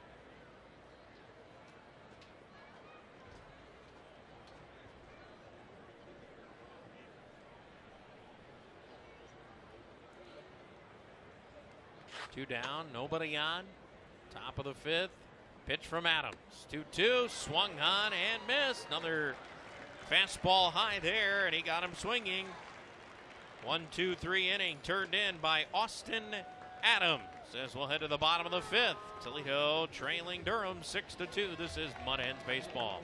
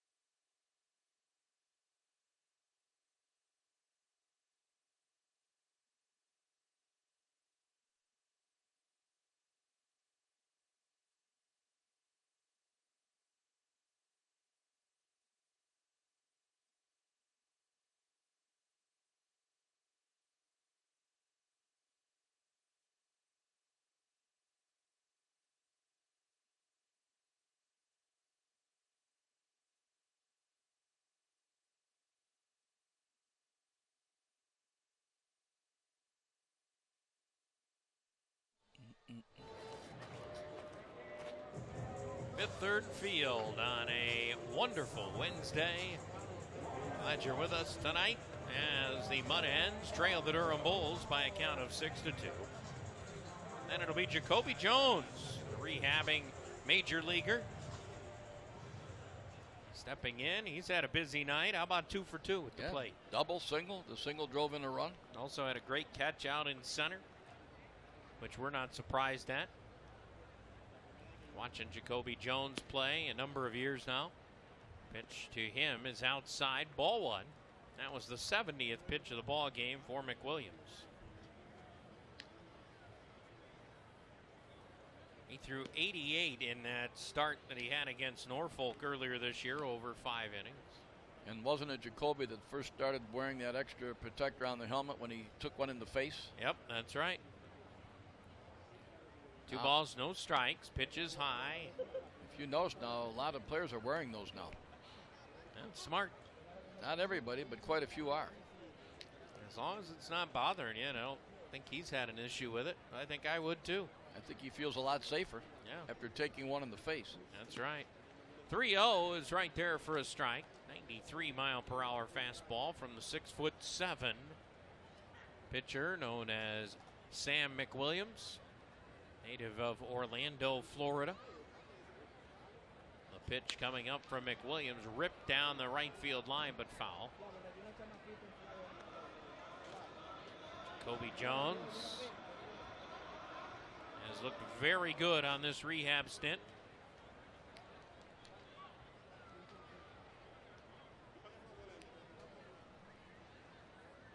Certainly looks like he is ready to rejoin the Tigers. And a bouncer up the third baseline, barehanded perfectly by Doug Minkiewicz.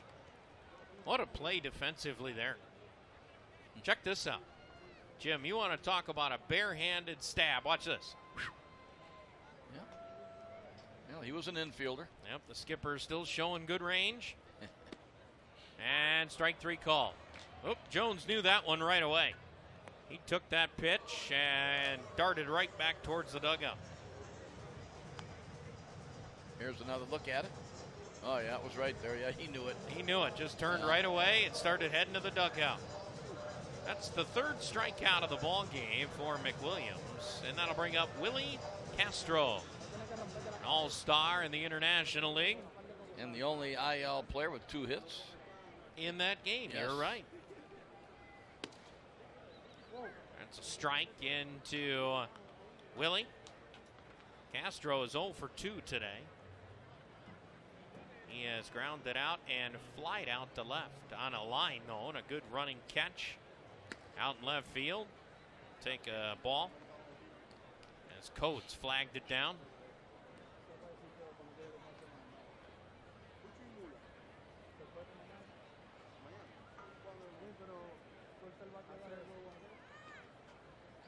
Pitch to Castro, swung on and missed. That one kind of down low on him. If he hit that ball, it would have broken his hand. It was right down on his hands. Needed to borrow your 9-iron for that one. Oof.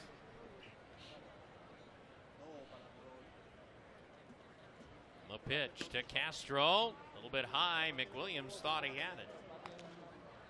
Not to be. We're in the bottom half of inning number 5. Mud Hens have been out hit 9-6 so far. Willie Castro at the plate. Came over in a trade last year with Cleveland for Leonis Martin. Pitch right there on the outside corner. Strike 3 call. Back-to-back strikeouts. And another guy that was headed back before it was called. He knew that was a strike. He knew it.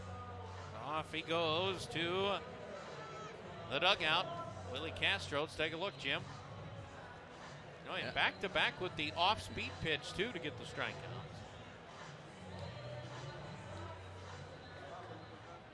Now, Mudhead fans, while the grounds crew's out doing their thing, Columbia Gas of Ohio reminds you to make the right call before you dig. Call 811 at least 2 business days before you dig. Have your utility lines marked. It's free, it's easy. Yeah, it's the law, right? It is the law. I want to read up on that law. You keep saying that, you never do.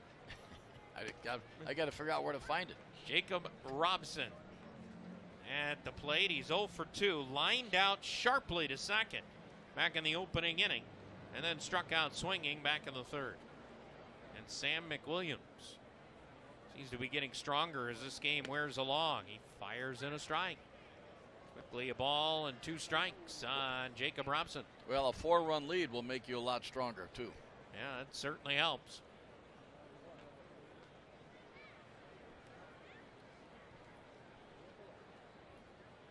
The 1-2 offering to Robson. And he'll take that one low and inside. Jacob Robson averages dip below 270, 268. But way up from where it was for Robson, the Windsor, Ontario native, born in London. Grew up in Windsor.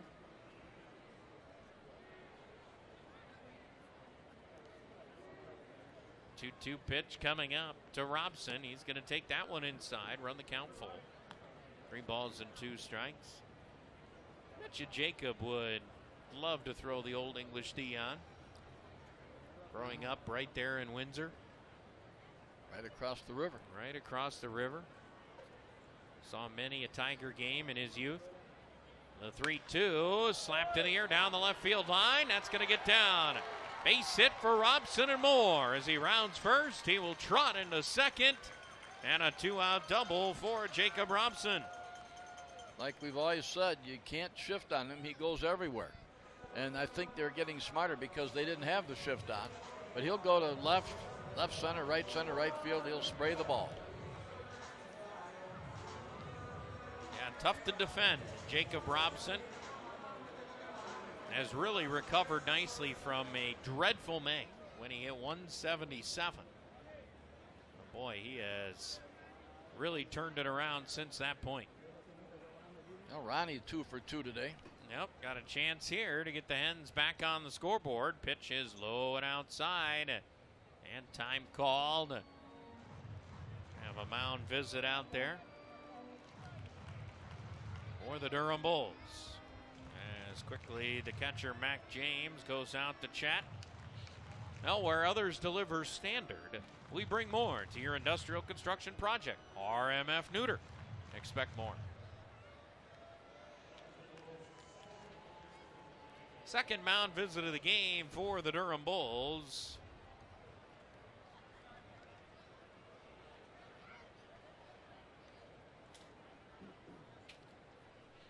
At the plate, Ronnie Rodriguez, 1 ball, no strikes. Pitch to him. He's going to pop that one up over our head.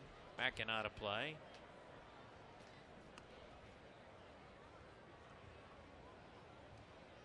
Even the count at a ball and a strike.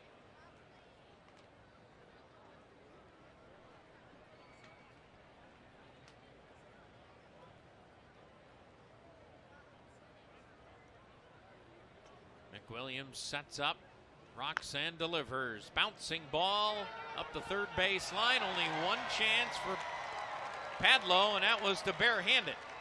That'll be a base hit for Ronnie Rodriguez. That was the only way he was going to get that baseball. He had to barehand it and then throw. That was the only chance he had. Yeah, he was going to beat that all the way. I think even if he handles that ball, I'm not sure that he could have gotten him anyway. Well, maybe. We'll never know. That's an infield hit. Well, we've seen that play made. You got to barehand it and then basically deliver it. That's one motion, yeah. Yeah, it's all in one motion. That's tough to do.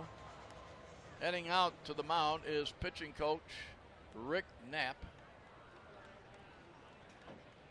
Oh, yeah, they're chalking up the visits, aren't they? Yeah, they certainly are. That'll be the second of this inning. McAdams kind of looks down on everybody at 6'7". As we're going to get some action in the Durham bullpen. Well, it's Vidal Nuno, who we just saw the other day. Left-handed Vidal Nuno. Well, we have the chance, and he appears to be the next guy coming in.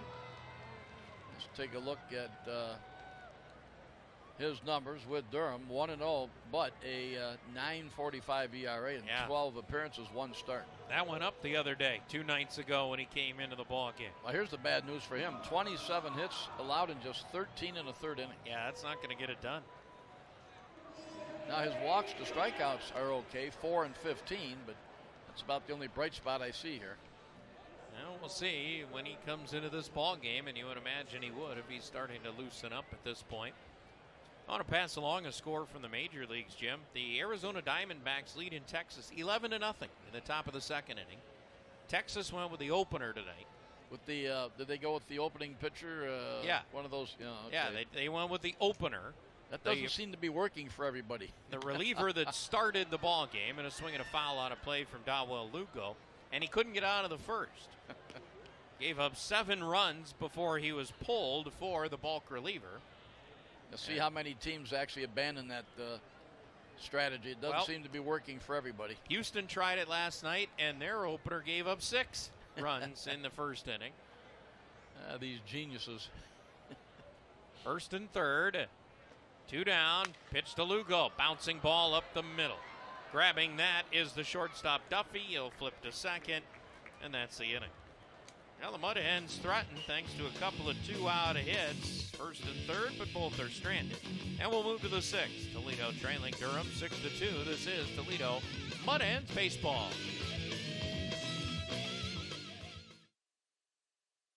Trailing at 6-2 on this Wednesday night. Austin Adams going to try for a second inning of work. Came on, shut him down 1-2-3 with a pair of strikeouts in the 5th. Durham's got a right-hander up throwing. They may be happy to take McWilliams out after 5. Warming up down there is Peter Fairbanks, right-hander, native of St. Louis, Missouri. Yeah, Nuno was up about a minute. Yep. That was it. He was only, I guess, to try to finish out the inning if needed. Pitch high from Adams. He has come out missing the zone to Brendan McKay. 0 for 3.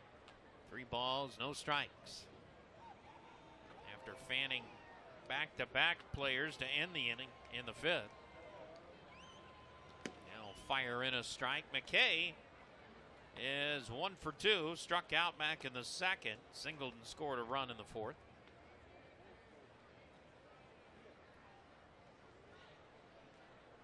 Yeah, how about that? In back-to-back nights, a team trying out the opener and getting hammered. I guess that doesn't work if the opener doesn't settle them down 1-2-3. Yeah, I don't know if a lot of teams are going to try that, especially after seeing what has happened the last day or two, as you mentioned. Just crazy. So right now they're losing 12-0, and they've only had 3 players come to the plate. Texas. Now swing and a miss from McKay. He's gone. So Adams recovers after being behind 3 balls and no strikes for his 3rd straight strikeout. Face 4 batters, 3 have K'd.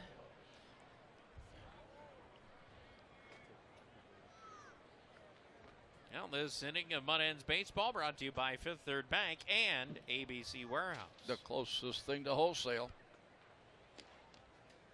And the pitch is there for a strike to Kevin Padlow. Padlow at the single, his first AAA hit, his last time up, is also struck out. You know, it's only 5 minutes of 9, and it's starting to get dark, so the days are getting a little bit shorter. Swing and a miss. I'm going to ignore that you even said that. Wow, there's 2 still strikes. 24 hours. It's just not as much daylight. Yeah, I wasn't going to say. What do you mean the days are getting shorter, Jim? The daylight's The getting daylight shorter. hours, yeah. The 0-2 from Adams, a little bit high. Ball and 2 strikes. Now the Tigers are on the board there in the 6th inning. It's 2-1 in favor of Cleveland. And the pitch popped in the air, foul and out of play.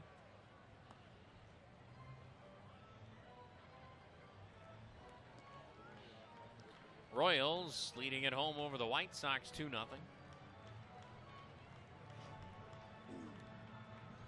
Early on in that game. That's really, of course, bunch of games were played earlier today in the big leagues and the International League. That's normal for a Wednesday. Yep.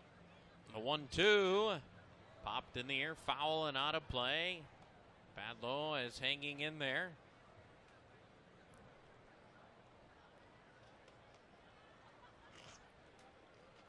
The Mud Hens have hits in every inning, but only 2 runs on the board. Yep. Yeah, they're only being out hit by 1. 9-8 so far. But outscored by 4. Yep. And that pitch might have trimmed a hair or 2 on the chin. Padlow. He had it back out of the way of that one. 2-2 the count on him. From Austin Adams. Picked up by Detroit on waivers on May 26th. Pitch from Adams. A little bit high again. Full count. 1 down. We're in the top half of the 6th. Mac James waiting on deck.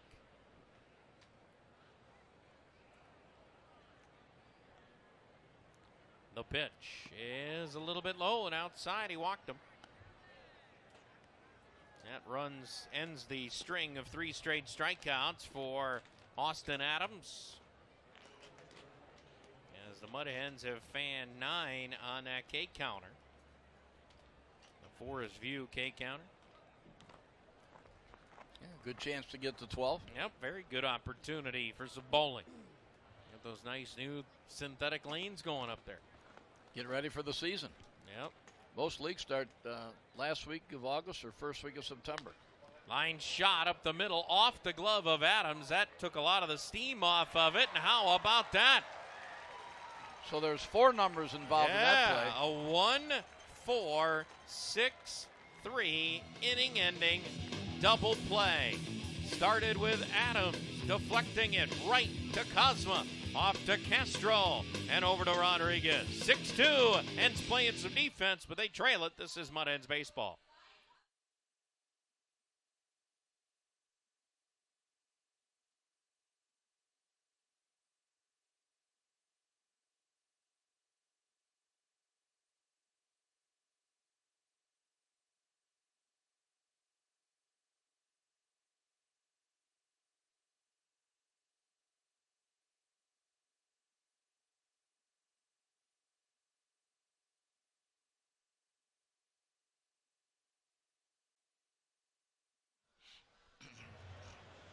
Oh, the new guy's in, huh?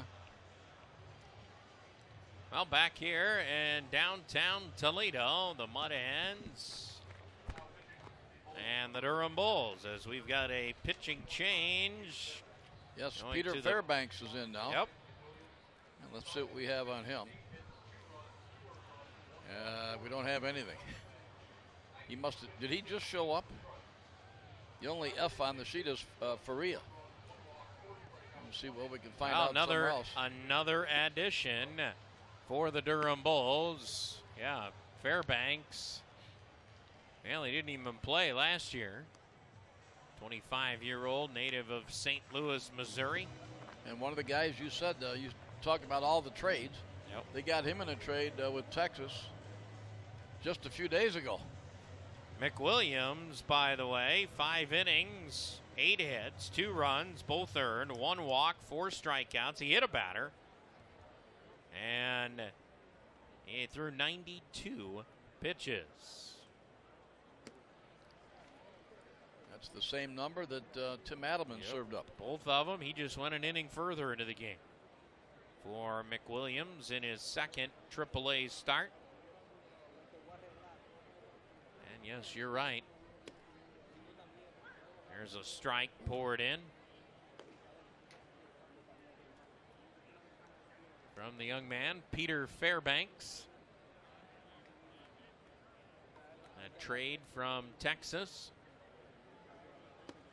They sent Nick Solak the other way. He was with the Bulls.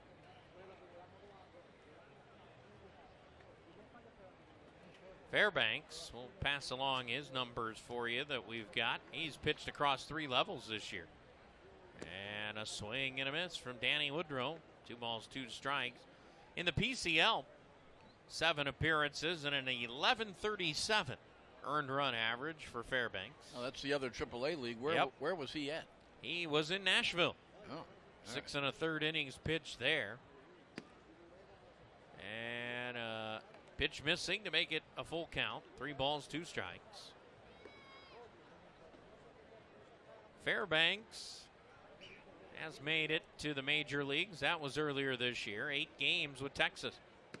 And ball 4.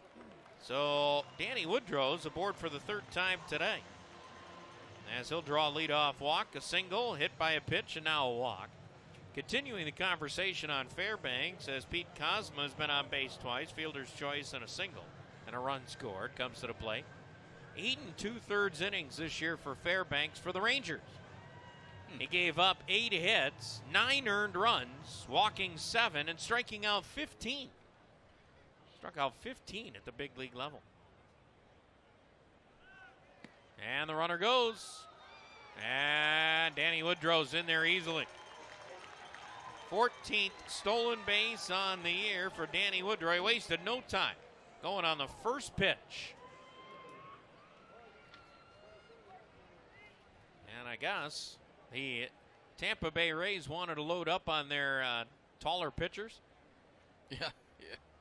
Sure, because Fairbanks is 6'6", 219 pounds. Pitch is there for a strike to Pete Kozma. Well, the Mud Hens are still 4th in the league out of 14 in hitting with a 273 average. Yeah, Durham still 2nd.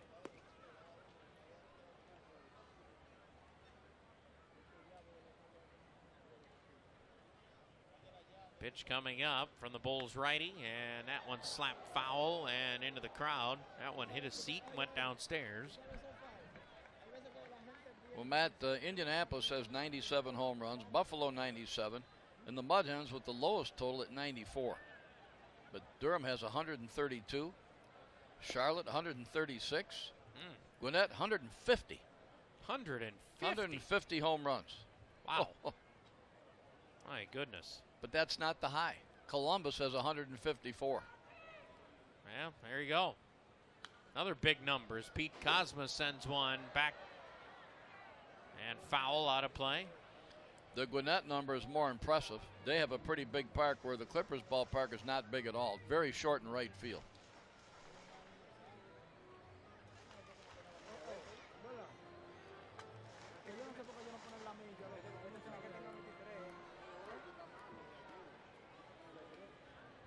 Fairbanks has the sign. The 0-2 to Kozma. That one gets away. Heading over to third on a wild pitch is Danny Woodrow. He's there with nobody out. First ball of the at-bat. 1 ball and 2 strikes.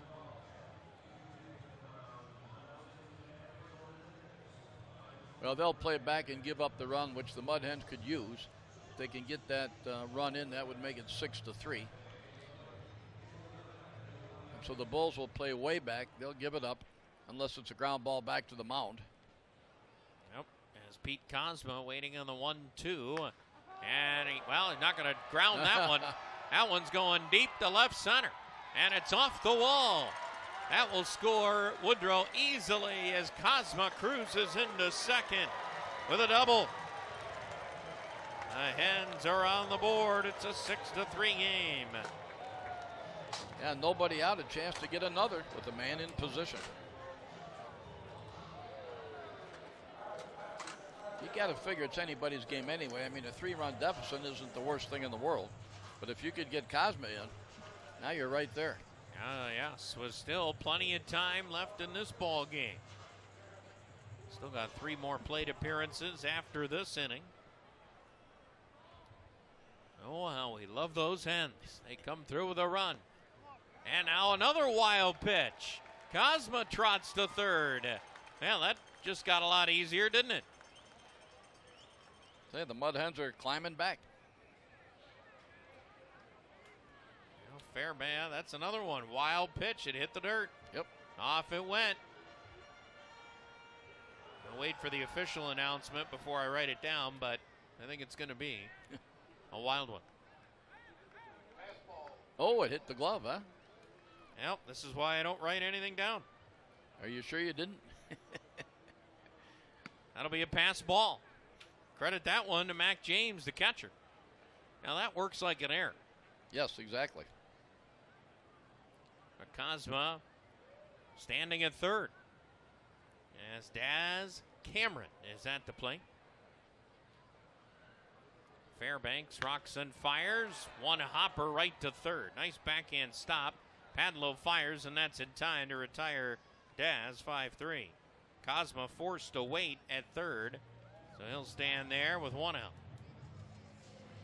Yeah, they got to get Pete in to make it 6-4 at least, and then you got to feel like you're right there. And Jake Rogers will be the man to step into the batter's box. He's 0 for 2 with a strikeout and a ground out. There's only two places Daz could hit that ball where the run would not score, and that was to the mound or to third base. And, of course, he hit it to third, so he couldn't score. But anywhere else, he could have scored easily. First pitch to Rogers is there for a strike. Everyday values are only the home for fun food, sports, and spirits. That's Frickers. Notice at first base, Kelly is in kind of close. A ground ball to him could hold the runner. Now they got 3 on the left side. And a swing and a miss from Rogers. He went after a curveball there. Yeah, Rogers is the key. He's got to get the bat on the ball just to get that run in. Hens have some action going in their bullpen. Austin Adams has given him 2 innings, and the pitch from Fairbanks. That one gets away. Well, you can put that run on the board as Cosma trots home easily. That might be a pass ball. They'll have to look at it. What's going on with Mac James, huh? That's a wild pitch. It hits the dirt, but it's usually the type that you can stop. Watch. That one right through the 5-hole. Did that hit the dirt? I guess it did. It was close. At any rate, it's a 6-4 game. I'm not guessing. I tried that on the last one that I thought for sure was a wild pitch. It was called a pass ball. As Rogers pops one in the air, foul and out of play. But the important thing is they got the 2 runs in. They're back in the game. Yep. However it is, wild pitches, pass balls, balks, it doesn't matter. Take the run. I got too many WPs and PBs written down here. Got a lot of them. Cole Sulzer is going to start loosening up for the Bulls in short order as Fairbanks' pitch is fouled off by Rogers.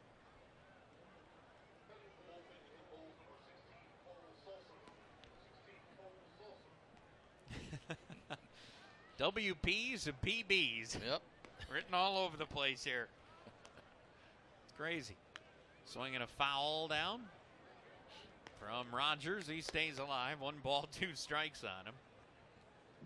Yeah, you're like me. You start writing down WPs and PBs and HBs.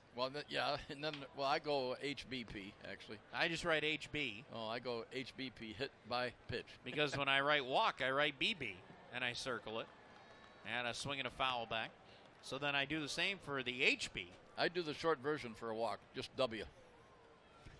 See, I go BB. And circle it usually so I can count them up easier. You know, I do this unusual thing for strikeouts with the SO, the circle, and then either a C or S. That comes from the old days when pitch low and inside, even the count at 2-2. The score sheets I was using, it was hard to find those strikeouts, so I started circling them so I could see them easier. Mm-hmm. No real good reason except for that. I've been doing it for 40 years or more. I do the same thing. I just write the K, circle it, and then I write a little S or C. Just like you. How about the people that take their time to write the K forward or backwards, depending on a swing or a called strike? Swing and a miss. And Jake Rogers has gone on strikes, so I'm going to put a K, circle it, put a little S by there, and circle that as a swinging. Strike 3. Well, the S means swinging. You wouldn't have to circle the S. That means swinging anyway. Yes. Now, you could just circle your K, but don't worry about the S. But I write a little S in there above it. So you write strike out, I write K. I know. I'm talking about the little S for swinging. Yeah. Yeah, you don't need to circle but that. I circle either one. That's just how I am. I like to circle things, all right? 1 strike to Jacoby Jones. Well, this is why nobody writes on my sheet, because you can't figure out my hieroglyphics. So I told Ryan yesterday, the little guy said, don't write on his sheet. Swing and a miss for Jacoby Jones. Jacoby Jones today double to right field in the first, scored a run, single to center at an RBI in the second, and then he was caught looking his last time up with the little C. Did you circle it? I did. I did. Pitch is high. 1 ball, 2 strikes. Another good fastball by Fairbanks. 95 on the gun. But the Hens have struck twice in this inning. 6-4 ball game. Fairbanks delivers low and outside. 2-2.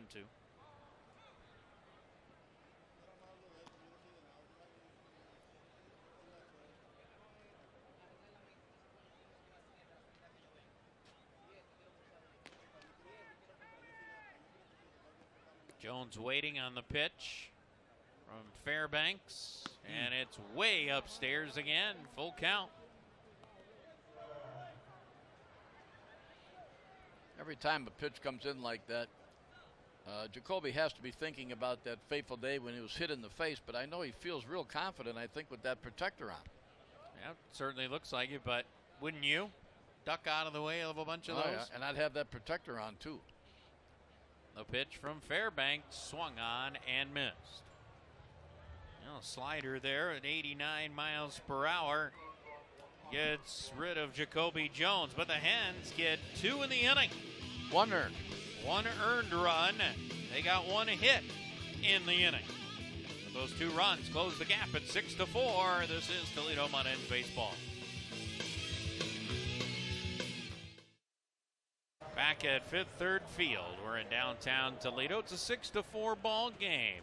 As the Hens got a couple in the last half inning, we'll go to the 7th. Here's Jim. Austin Adams went 2. No hits, no runs allowed, a walk and 3 strikeouts. Now it's Caleb Thielbar. Yeah, Caleb's record is 2-1, a 4.56 earned run average.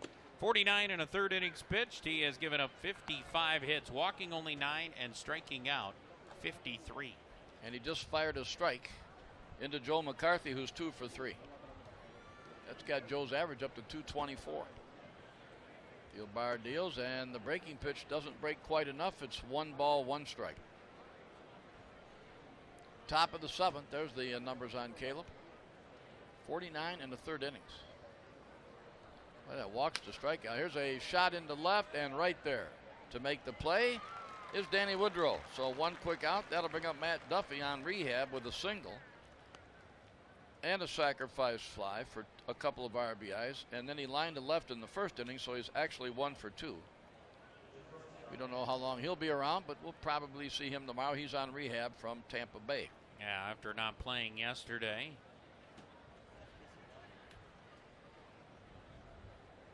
Pitch from Caleb is right there, strike 1. Cole Sulser getting back up in the Bulls pen, or the Bulls bullpen. Or in the bullpen. Well, there's 2 of them here, so we have to distinguish. There's a strike. By the way, now it's strike 2 on Matt Duffy with Kean Wong next. Pitch in is coming in low. He turned that ball over, so it tailed back away from the right-handed batter. Now, once again, we have seen a boatload of wild pitches. We've got 4 combined. We got a hit batter. We got a balk. We got everything baseball can offer. We've had a 1-4-6-3 double play. Yeah, perfect deflection back to second. And that pitch was high and wide. It's 2-2 on Matt.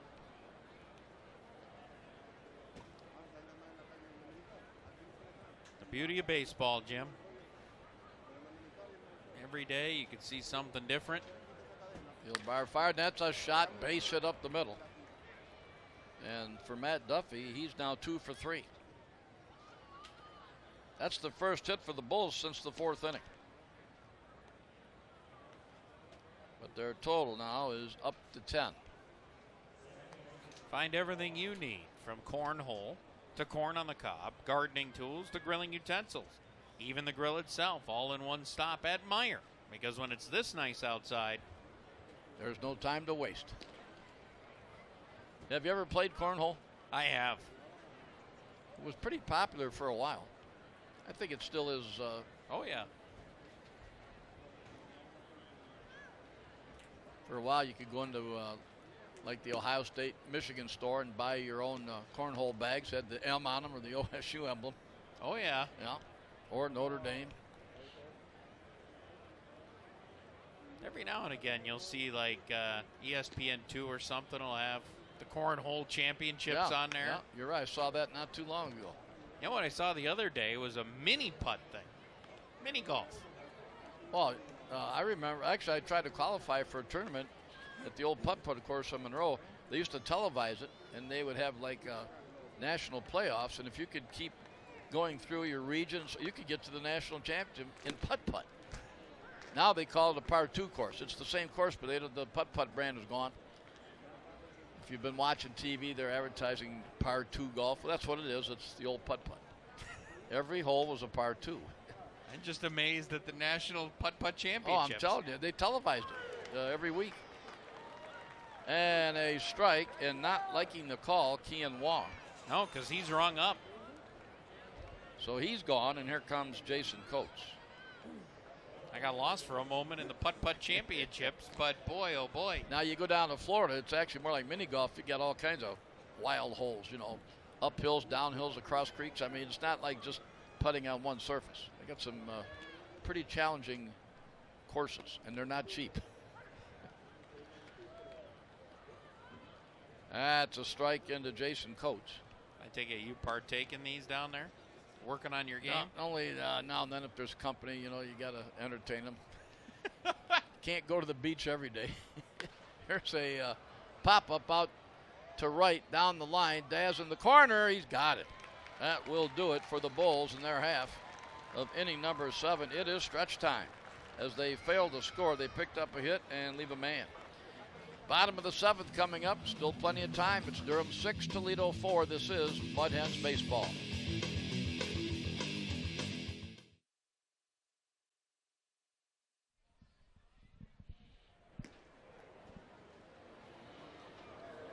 One of the tall buildings here in downtown Toledo, all lit up on this Wednesday night. The Mud Hens are in this game, are back in it, down 6-4. Cole Salsa, the new pitcher, the former Clipper. Matt, what has he done for the Bulls? Well, let's go ahead and take a look at his numbers. He's got a record of 5-3. ERA of 4.25. He has 42 and a third innings pitched. Does have a save on the year. 37 hits allowed. 19 walks, 56 strikeouts. Good numbers. Swing and a miss by Willie Castro, who's 0 for 3. He also has 7 holds. That's not listed on the graphic. Yeah, you know, I know you like that stat, but you know, you're right. It's something that the other pitchers can at least gain or get credit for something. Well, you know what? Here, I'll give you an example. So now, if he gives up 2 runs, what does he get in the box score? Blown save. Right. He gets a BS. But if he gets nothing, if he gives up nothing, shouldn't he get something in the box score? Well, not really. I mean, should he? Just because he comes in and pitches 1 inning and they don't lose the lead, you get a hold for that? Yeah. Well, I don't know. I guess. Well, if this is the 9th inning and he goes in and pitches a great inning, he gets a save. Well, now that's What's been the around. difference? That's been around. Well, now you're saving the game. As Willie Castro just went down swinging for the second time. He took a call at third the last time. 1 out. Here comes Jacob Robson with a double his last time up. He's 1 for 3. I remember, though, the year or two we had that GWRBI. Well, you know what? You can throw that out, though. That's apples to oranges here. No, but remember when they had the game-winning RBI? But that was so misleading because it was awarded to the run that got you ahead for good. So you could take a 1-0 lead in the first, win 1-0. You got a game-winning RBI if you drove in the run that put you ahead for good. Well, think about it. If you got the first run of the game in the first inning and you win 11-10, but they never catch you, You still get the game-winning RBI in the first inning? That's the way they did it. That's ridiculous. Yeah. Well, that's why it didn't last long. Yeah, they got rid of it. Ground ball to first. There you are. Yeah, he beat it, I think. Yeah, he beat that. Robson with that great speed beats the play.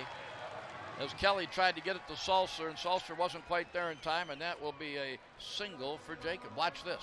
If you're watching this, look how fast he is. You know, he'll try and get it over there to Sulser. Nope. Matter of fact, I don't think Cole touched the bag now that I look at it. Yeah, maybe right there at the corner. But yeah, maybe, yeah. That's if we're generous. A man on with a man out. And here comes Ronnie Rodriguez, who, by the way, is 3 for 3, 3 singles. That's lifted his average up to 313. As he will take a way upstairs ball 1.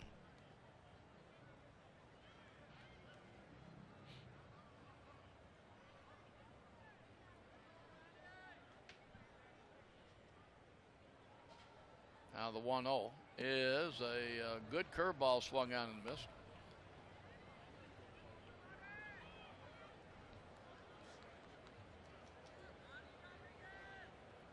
Both teams now have 10 hits on the board. The Bulls still with a 6-4 lead. Sulser checks the runner. He might go, he might not. And at least Cole thought he might, so he bluffs him back. And that is Jacob Robson, who is going to steal at least 30 this year, I would imagine. Throw to first, and he gets back. He's got 17 right now. He only needs 13 more to hit 30.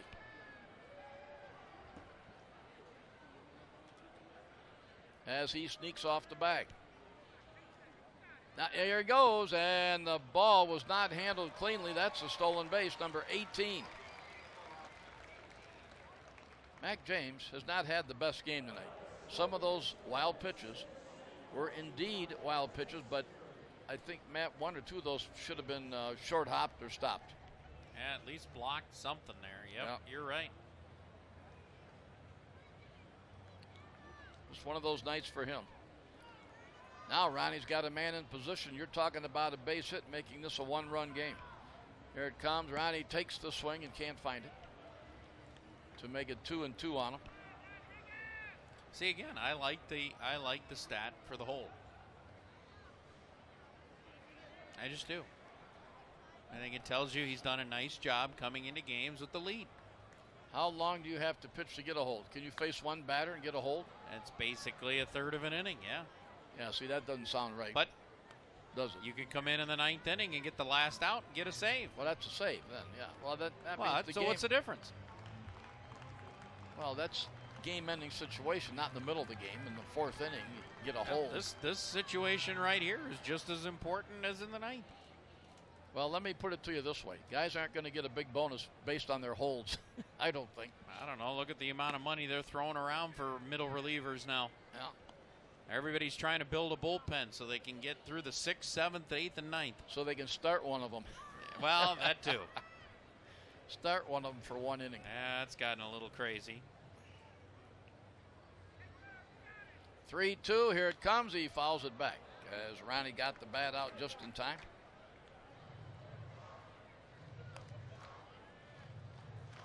Six, 10, and 1 for the Bulls. 4, 10, and 0 for the Mud Hens. With Jacob Robson at second base, itching to come home. So I think it's a good stat. They only started that, what, about 3 years ago? No, it's longer than that. Longer than that? Oh, yeah. Ronnie tips the ball into the glove of James. There's 2 down. So we'll see what Dalwell Lugo can do. Dalwell 0 for 3. And even at that, he's still batting .343.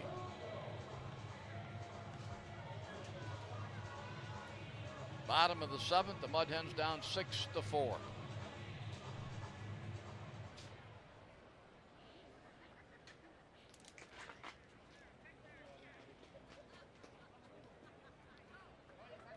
Here it comes, and a shot, foul upstairs. That ball got up into the club level in a hurry. youngster looking for it. See, now Durham has Holby Milner. He's got 8 holds. He's also got 4 saves.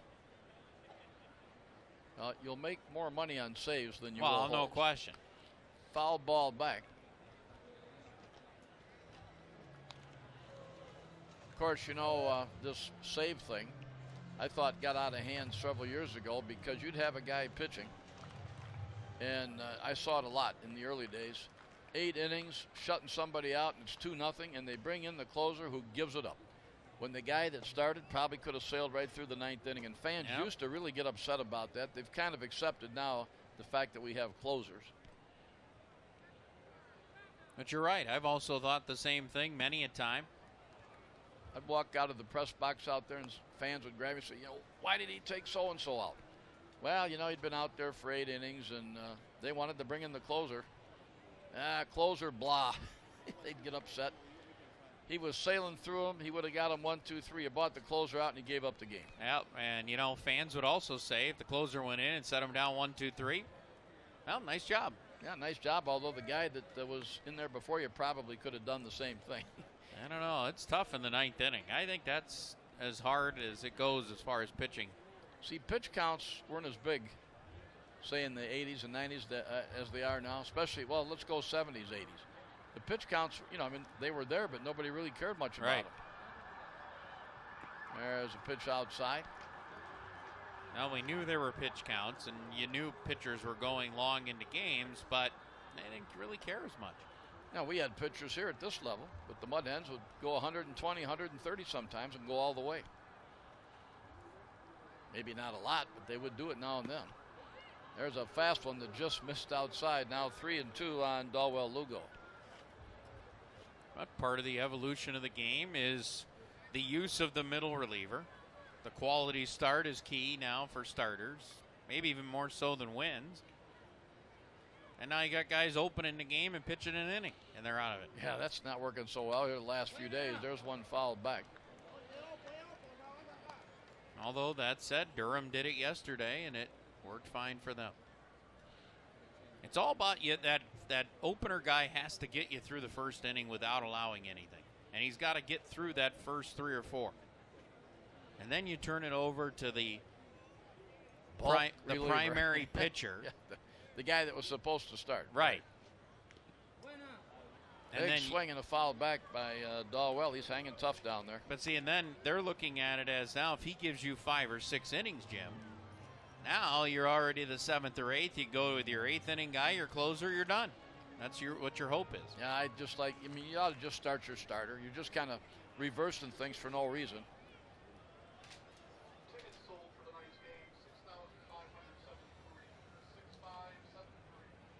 Tonight's paid attendance figure, just announced, ground ball to first. They flip over to Sulcer from Kelly, and that will finish off the Mud Hens. Lugo is gone. So nothing across with 1 hit, and there's a man left. We go to the 8th inning in downtown Toledo. Our score remaining, Durham 6, the Mud Hens 4. It's Toledo Mud Hens baseball. All right, now we have some clarity on the hold rule. Yeah. It's got to be. No, it's my bad, Jim. It's my bad. I'll take because I assumed we were in a 6-4 game when we started talking about it. I assumed that you figured I was talking about a save situation. Well, now that you've seen this, of course, yeah, it has to be in a save situation. Right. That you get it's a hold. not just coming in with the lead. You're not up 20-1 and you're bringing in a guy and he gets a hold. Well, I'm glad they bought this in so you could clarify that. Who bought this in, Brad? Yeah, Brad did some nice work out there. Cisnero's going to get up in the Mud Hen bullpen while Caleb Thielbar continues on. So a hold occurs when a relief pitcher enters the game in a save situation and maintains his team's lead for the next relief pitcher. Right. So it's got to be in a save situation. I guess that makes more sense than instead of getting one if you're ahead 8-1. Well, yes, you don't get a save if you're up 8-1 unless you pitch 3 innings of effective relief to end the game. Finish the game. That's right. I don't know where that came from either, but it's been around for a long time. As Thielbar misses. I have more problem with that one than I do the hold. Yeah, I agree. Yep. 3 innings of effective relief. 3 innings of effective relief. Your team's up 20-1, but you just pitched 3 innings to close the game out. Yeah. Now, wait, it has effective to be effective relief. You could give up 4 or 5 runs and not get that get that save. A lot of rules. A lot of rules. And a lot of fun ones. Swing and a miss. Thielbar chalks up his 3rd strikeout in 1 1/3 innings, and the next batter. That's 11 on our Forest View K counter. As I turn the sheet over to the proper side. And here comes Jesus Sanchez. So that's 2 strikeouts for Thielbar. Sanchez with a ground out, a sacrifice fly, and a strikeout. He'll hit one foul down past first.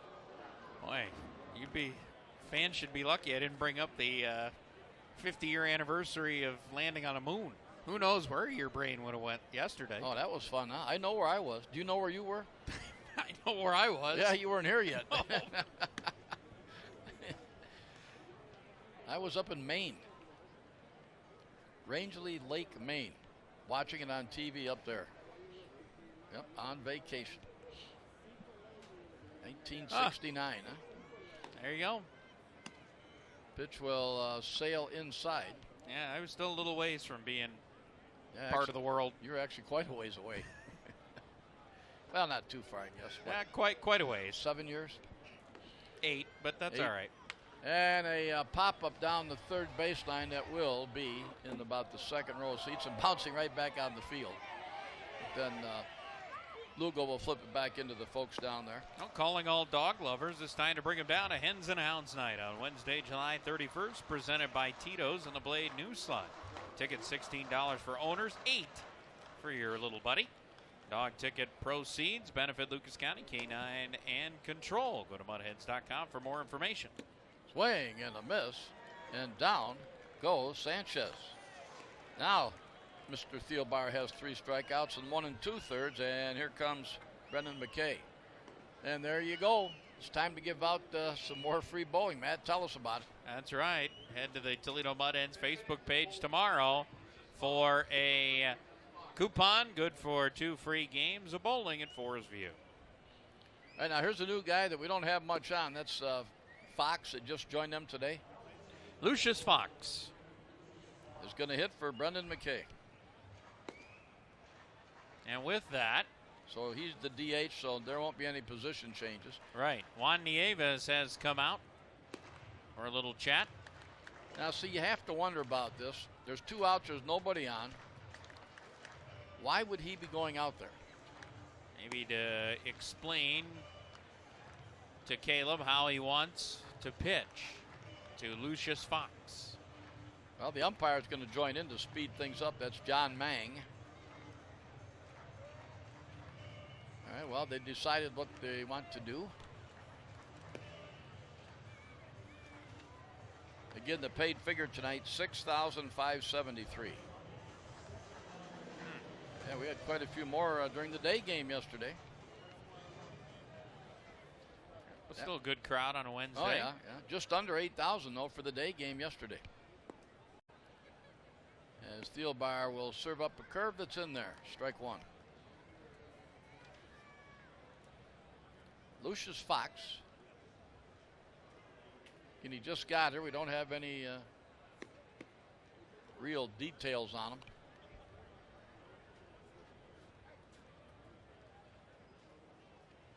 Normally when we see Tampa Bay make a move, seems like most of their moves work. There's a strike. 1 ball, 2 strikes on Fox. Yeah, 22 years of age, Lucius Fox, making his first appearance in AAA baseball. AAA debut right now at the plate. The 1-2 is a strike, and down he goes. And he says, well, here I am at AAA, and the strike zone seems to be not what I'm used to. So he's gone. And how about Caleb striking out the side? You want to talk about effective relief. Caleb Thielbar's giving you that. Now, if he would pitch the last inning, he's in for, well, he's not going to take the loss. We need to take the lead somewhere around here. So we are moving on now to the bottom half of the 8th. It's still 6-4 Durham. It's Mud Hens baseball.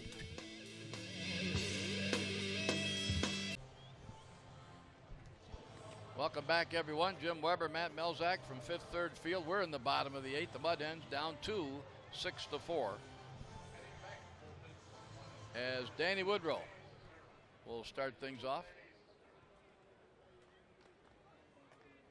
Cisnero was up in Detroit. He's back here now. Pitched well in Detroit. But he's back. But he is back, yes. First pitch of ball to Danny, who's been on base every time. A single, hit with a pitch, and then a walk. And he has his 14th stolen base. Count on him now, 1-1. Pete Cosma next, and Daz Cameron pitch in is a strike.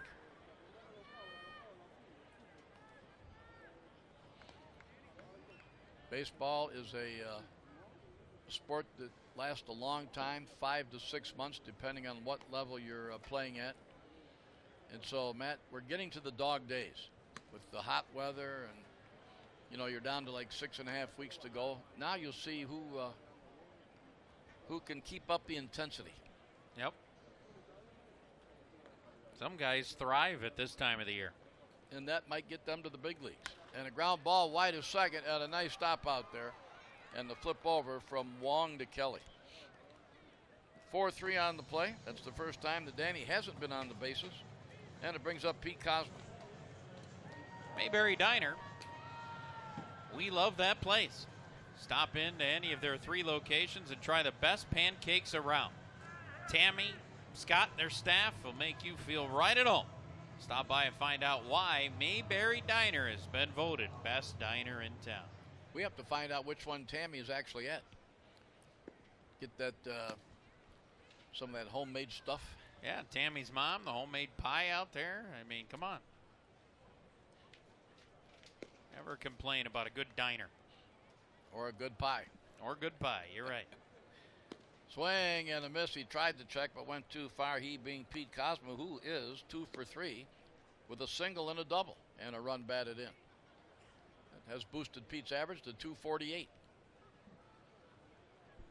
He's had a much better year this year as opposed to last, where he took all year to get over 200 and wound up like 202 or 203. Here's what I'm wondering, Matt. They signed Pete as an insurance policy, and yet he has not ever been the guy to go up this year when they needed an infielder.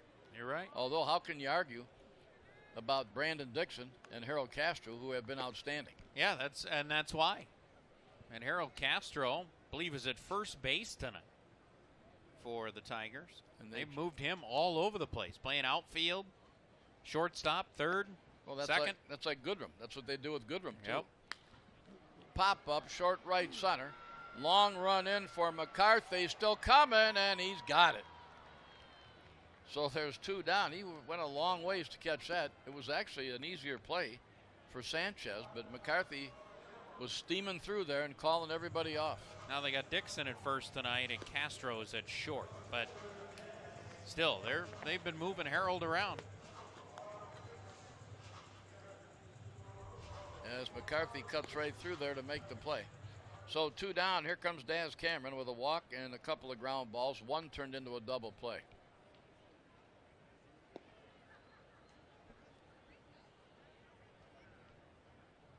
Remember when you and I talked to Daz at the function just before the season started, and he was just so excited. He couldn't wait to get going.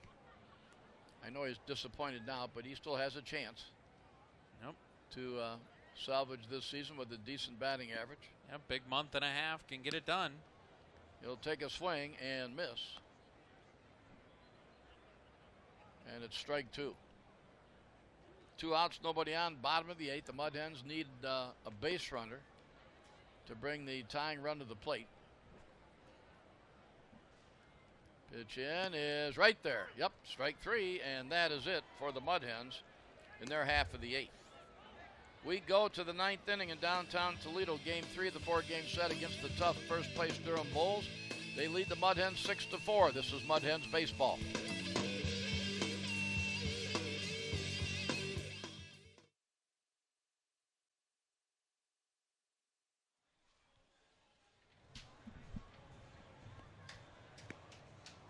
Caleb Thielbar went too strong, allowing one hit. He strikes out 4. Jose Cisnero, back in the Mud Hens uniform, takes over. Yeah, he certainly does. And boy, he's been really good this year for the Mud Hens. Jose Cisnero, record of 1-2, 2.95 earned run average. This will be his 30th appearance, 6 saves on the year, 36 2/3 innings pitched, 34 hits, 20 walks, 44 strikeouts for that man right there, Jose Cisnero. And Kevin Padlow will be up first, 1 for 2 with a walk mixed in. He's also struck out once. 13 Durham batters have fanned, but they lead 6-4. Both teams have 10 hits. As Padlow will take a strike near the outside corner. At the knees, strike 1. And Jose Cisnero, you know what? He pitched really well for Detroit as well. No record, 9 appearances, 3.27 earned run average, Jim. In 11 innings, he gave up 11 hits, 4 walks, 9 Ks. And he fires another strike to make it strike 2. Obie Milner up in the bullpen for them is a side-arming, almost underhanded left-hander. Like almost like the submarine type delivery. I think we may see him. I think so too. He has a good amount of saves on the year. 4 out of 6 opportunities. Ian Jabot has 4, but he started yesterday's game. Yeah.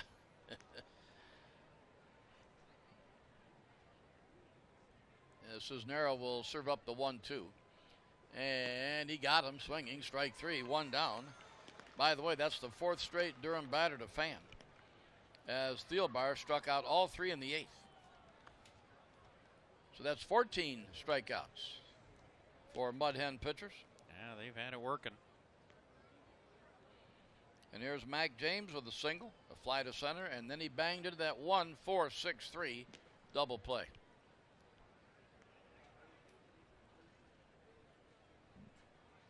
Jose deals, and that breaking pitch gets over the inside corner. He had James getting back off the plate. It broke over the corner, and it's strike 1.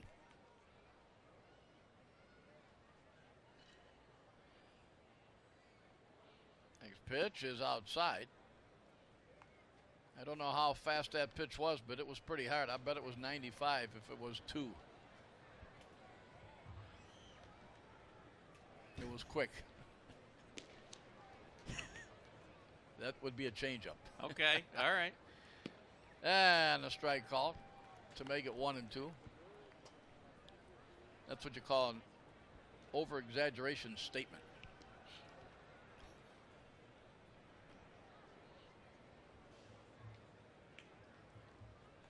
I think most of the people that showed up tonight are still here. It's such a nice night. Swing and a miss. Another strikeout. That's 5 straight Durham batters to strike out, but yet they've got the lead. And the Mud Hens will need a rally in the 9th inning. Yeah, they are putting some strikeouts on the board tonight. So that's 15 strikeouts for 4 Mud Hen pitchers. Yep. Looking ahead to the Mud Hens' 9th batters, 9, 1, and 2, Jake Rogers, Jacoby Jones, and Willie Castro. Somebody has to get on base to get that tying run to the plate. Well, make sure you check out the foul pole in left field next time you come to a game. If one of our Mud Hens swings and the ball hits the foul pole, everyone in the stadium gets a free Chick-fil-A sandwich. And a strike. How do you spell that? F-O-W-L. Right. Foul. They're gonna give away lots of foul if somebody hits the foul pole.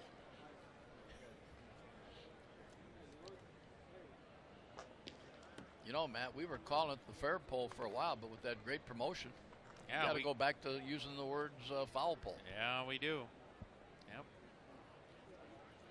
Joe McCarthy, 2 for 4, the batter. After we did some major thinking to go to fair pole. Yes. And the next one misses. There it is, F-O-W-L, if you're watching this one. You know, there's even more to hit because that sign kind of sticks out a little bit. So, you know, if you hit part of the sign itself, that's part of the foul pole. And a strike. Come on back there, Mr. McCarthy, who started for first base, and it's 3-2 on him. Yeah, that's a heck of a promotion. And it's basically they said, you know what, we're going to come up with a good promotion because Jim Weber, Matt Melzak, and Toledo, they're starting to call it the fair pole. And a shot to right that may be caught. Right to Daz Cameron, who grabs it, and that's the inning. So the Bulls are down 1-2-3. And we're going to the bottom of the ninth. The Mud Hens need a base runner to have a shot. They trail it 6-4. This is Mud Hens baseball.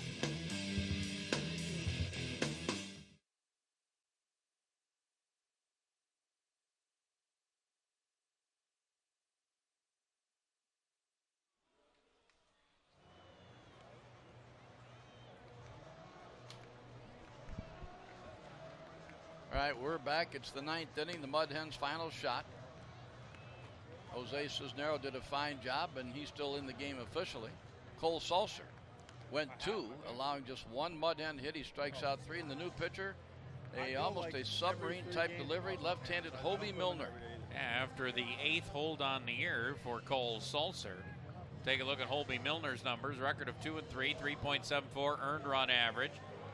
He has 4 saves in 6 opportunities, 43 and a third innings pitched, 37 hits allowed, 8 walks to 60 strikeouts for Hobie Milner. And that sidearm pitch, a strike called, strike 1. 60 strikeouts to 8 walks. Lots of control. Well, except for that one. That was way outside, about 2 feet outside. Yeah, right on cue. After you said lots of control, he fires one way outside. 1-1 the count. Here it comes.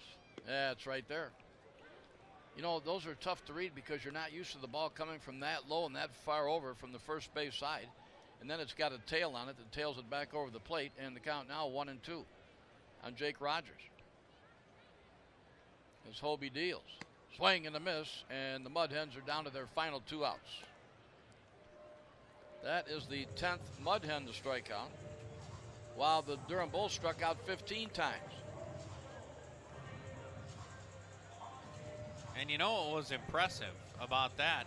15 strikeouts, 1 walk. Just 1 walk by Mud Hen pitching tonight. 1 walk issued by Austin Adams. That's it. And Adams struck out 3. And a pop-up out of play. This is Jacoby Jones. 2 for 4 tonight, a double and an RBI single, and then strikeouts his last 2 times up.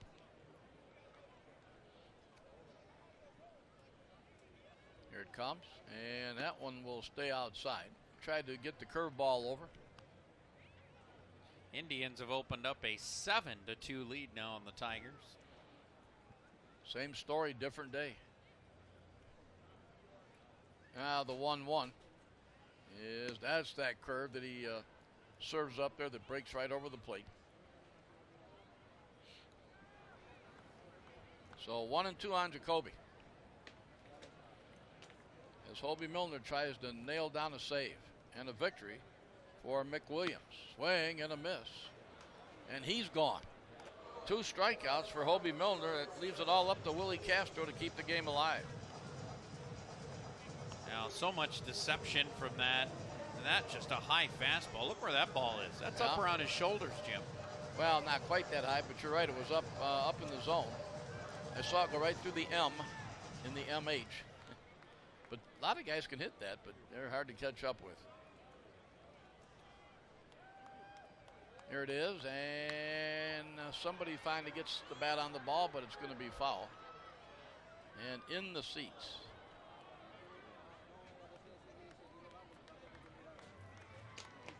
No balls, 1 strike with 2 outs.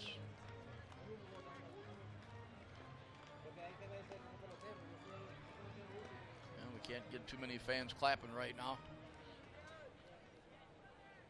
Such a nice night, though. There are more here than normally would stay in a game like this, although if you get a guy on, you got a shot. Fly ball to right. It should end the game. Sanchez there, he's got it, and the Bulls now have a 2-1 edge in this series with 1 to go. They're going to win the season series for sure now, as the Mud Hens go 1-2-3 in the 9th inning. So nothing across. And we made it in less than 3 hours, 2:55 time of the game.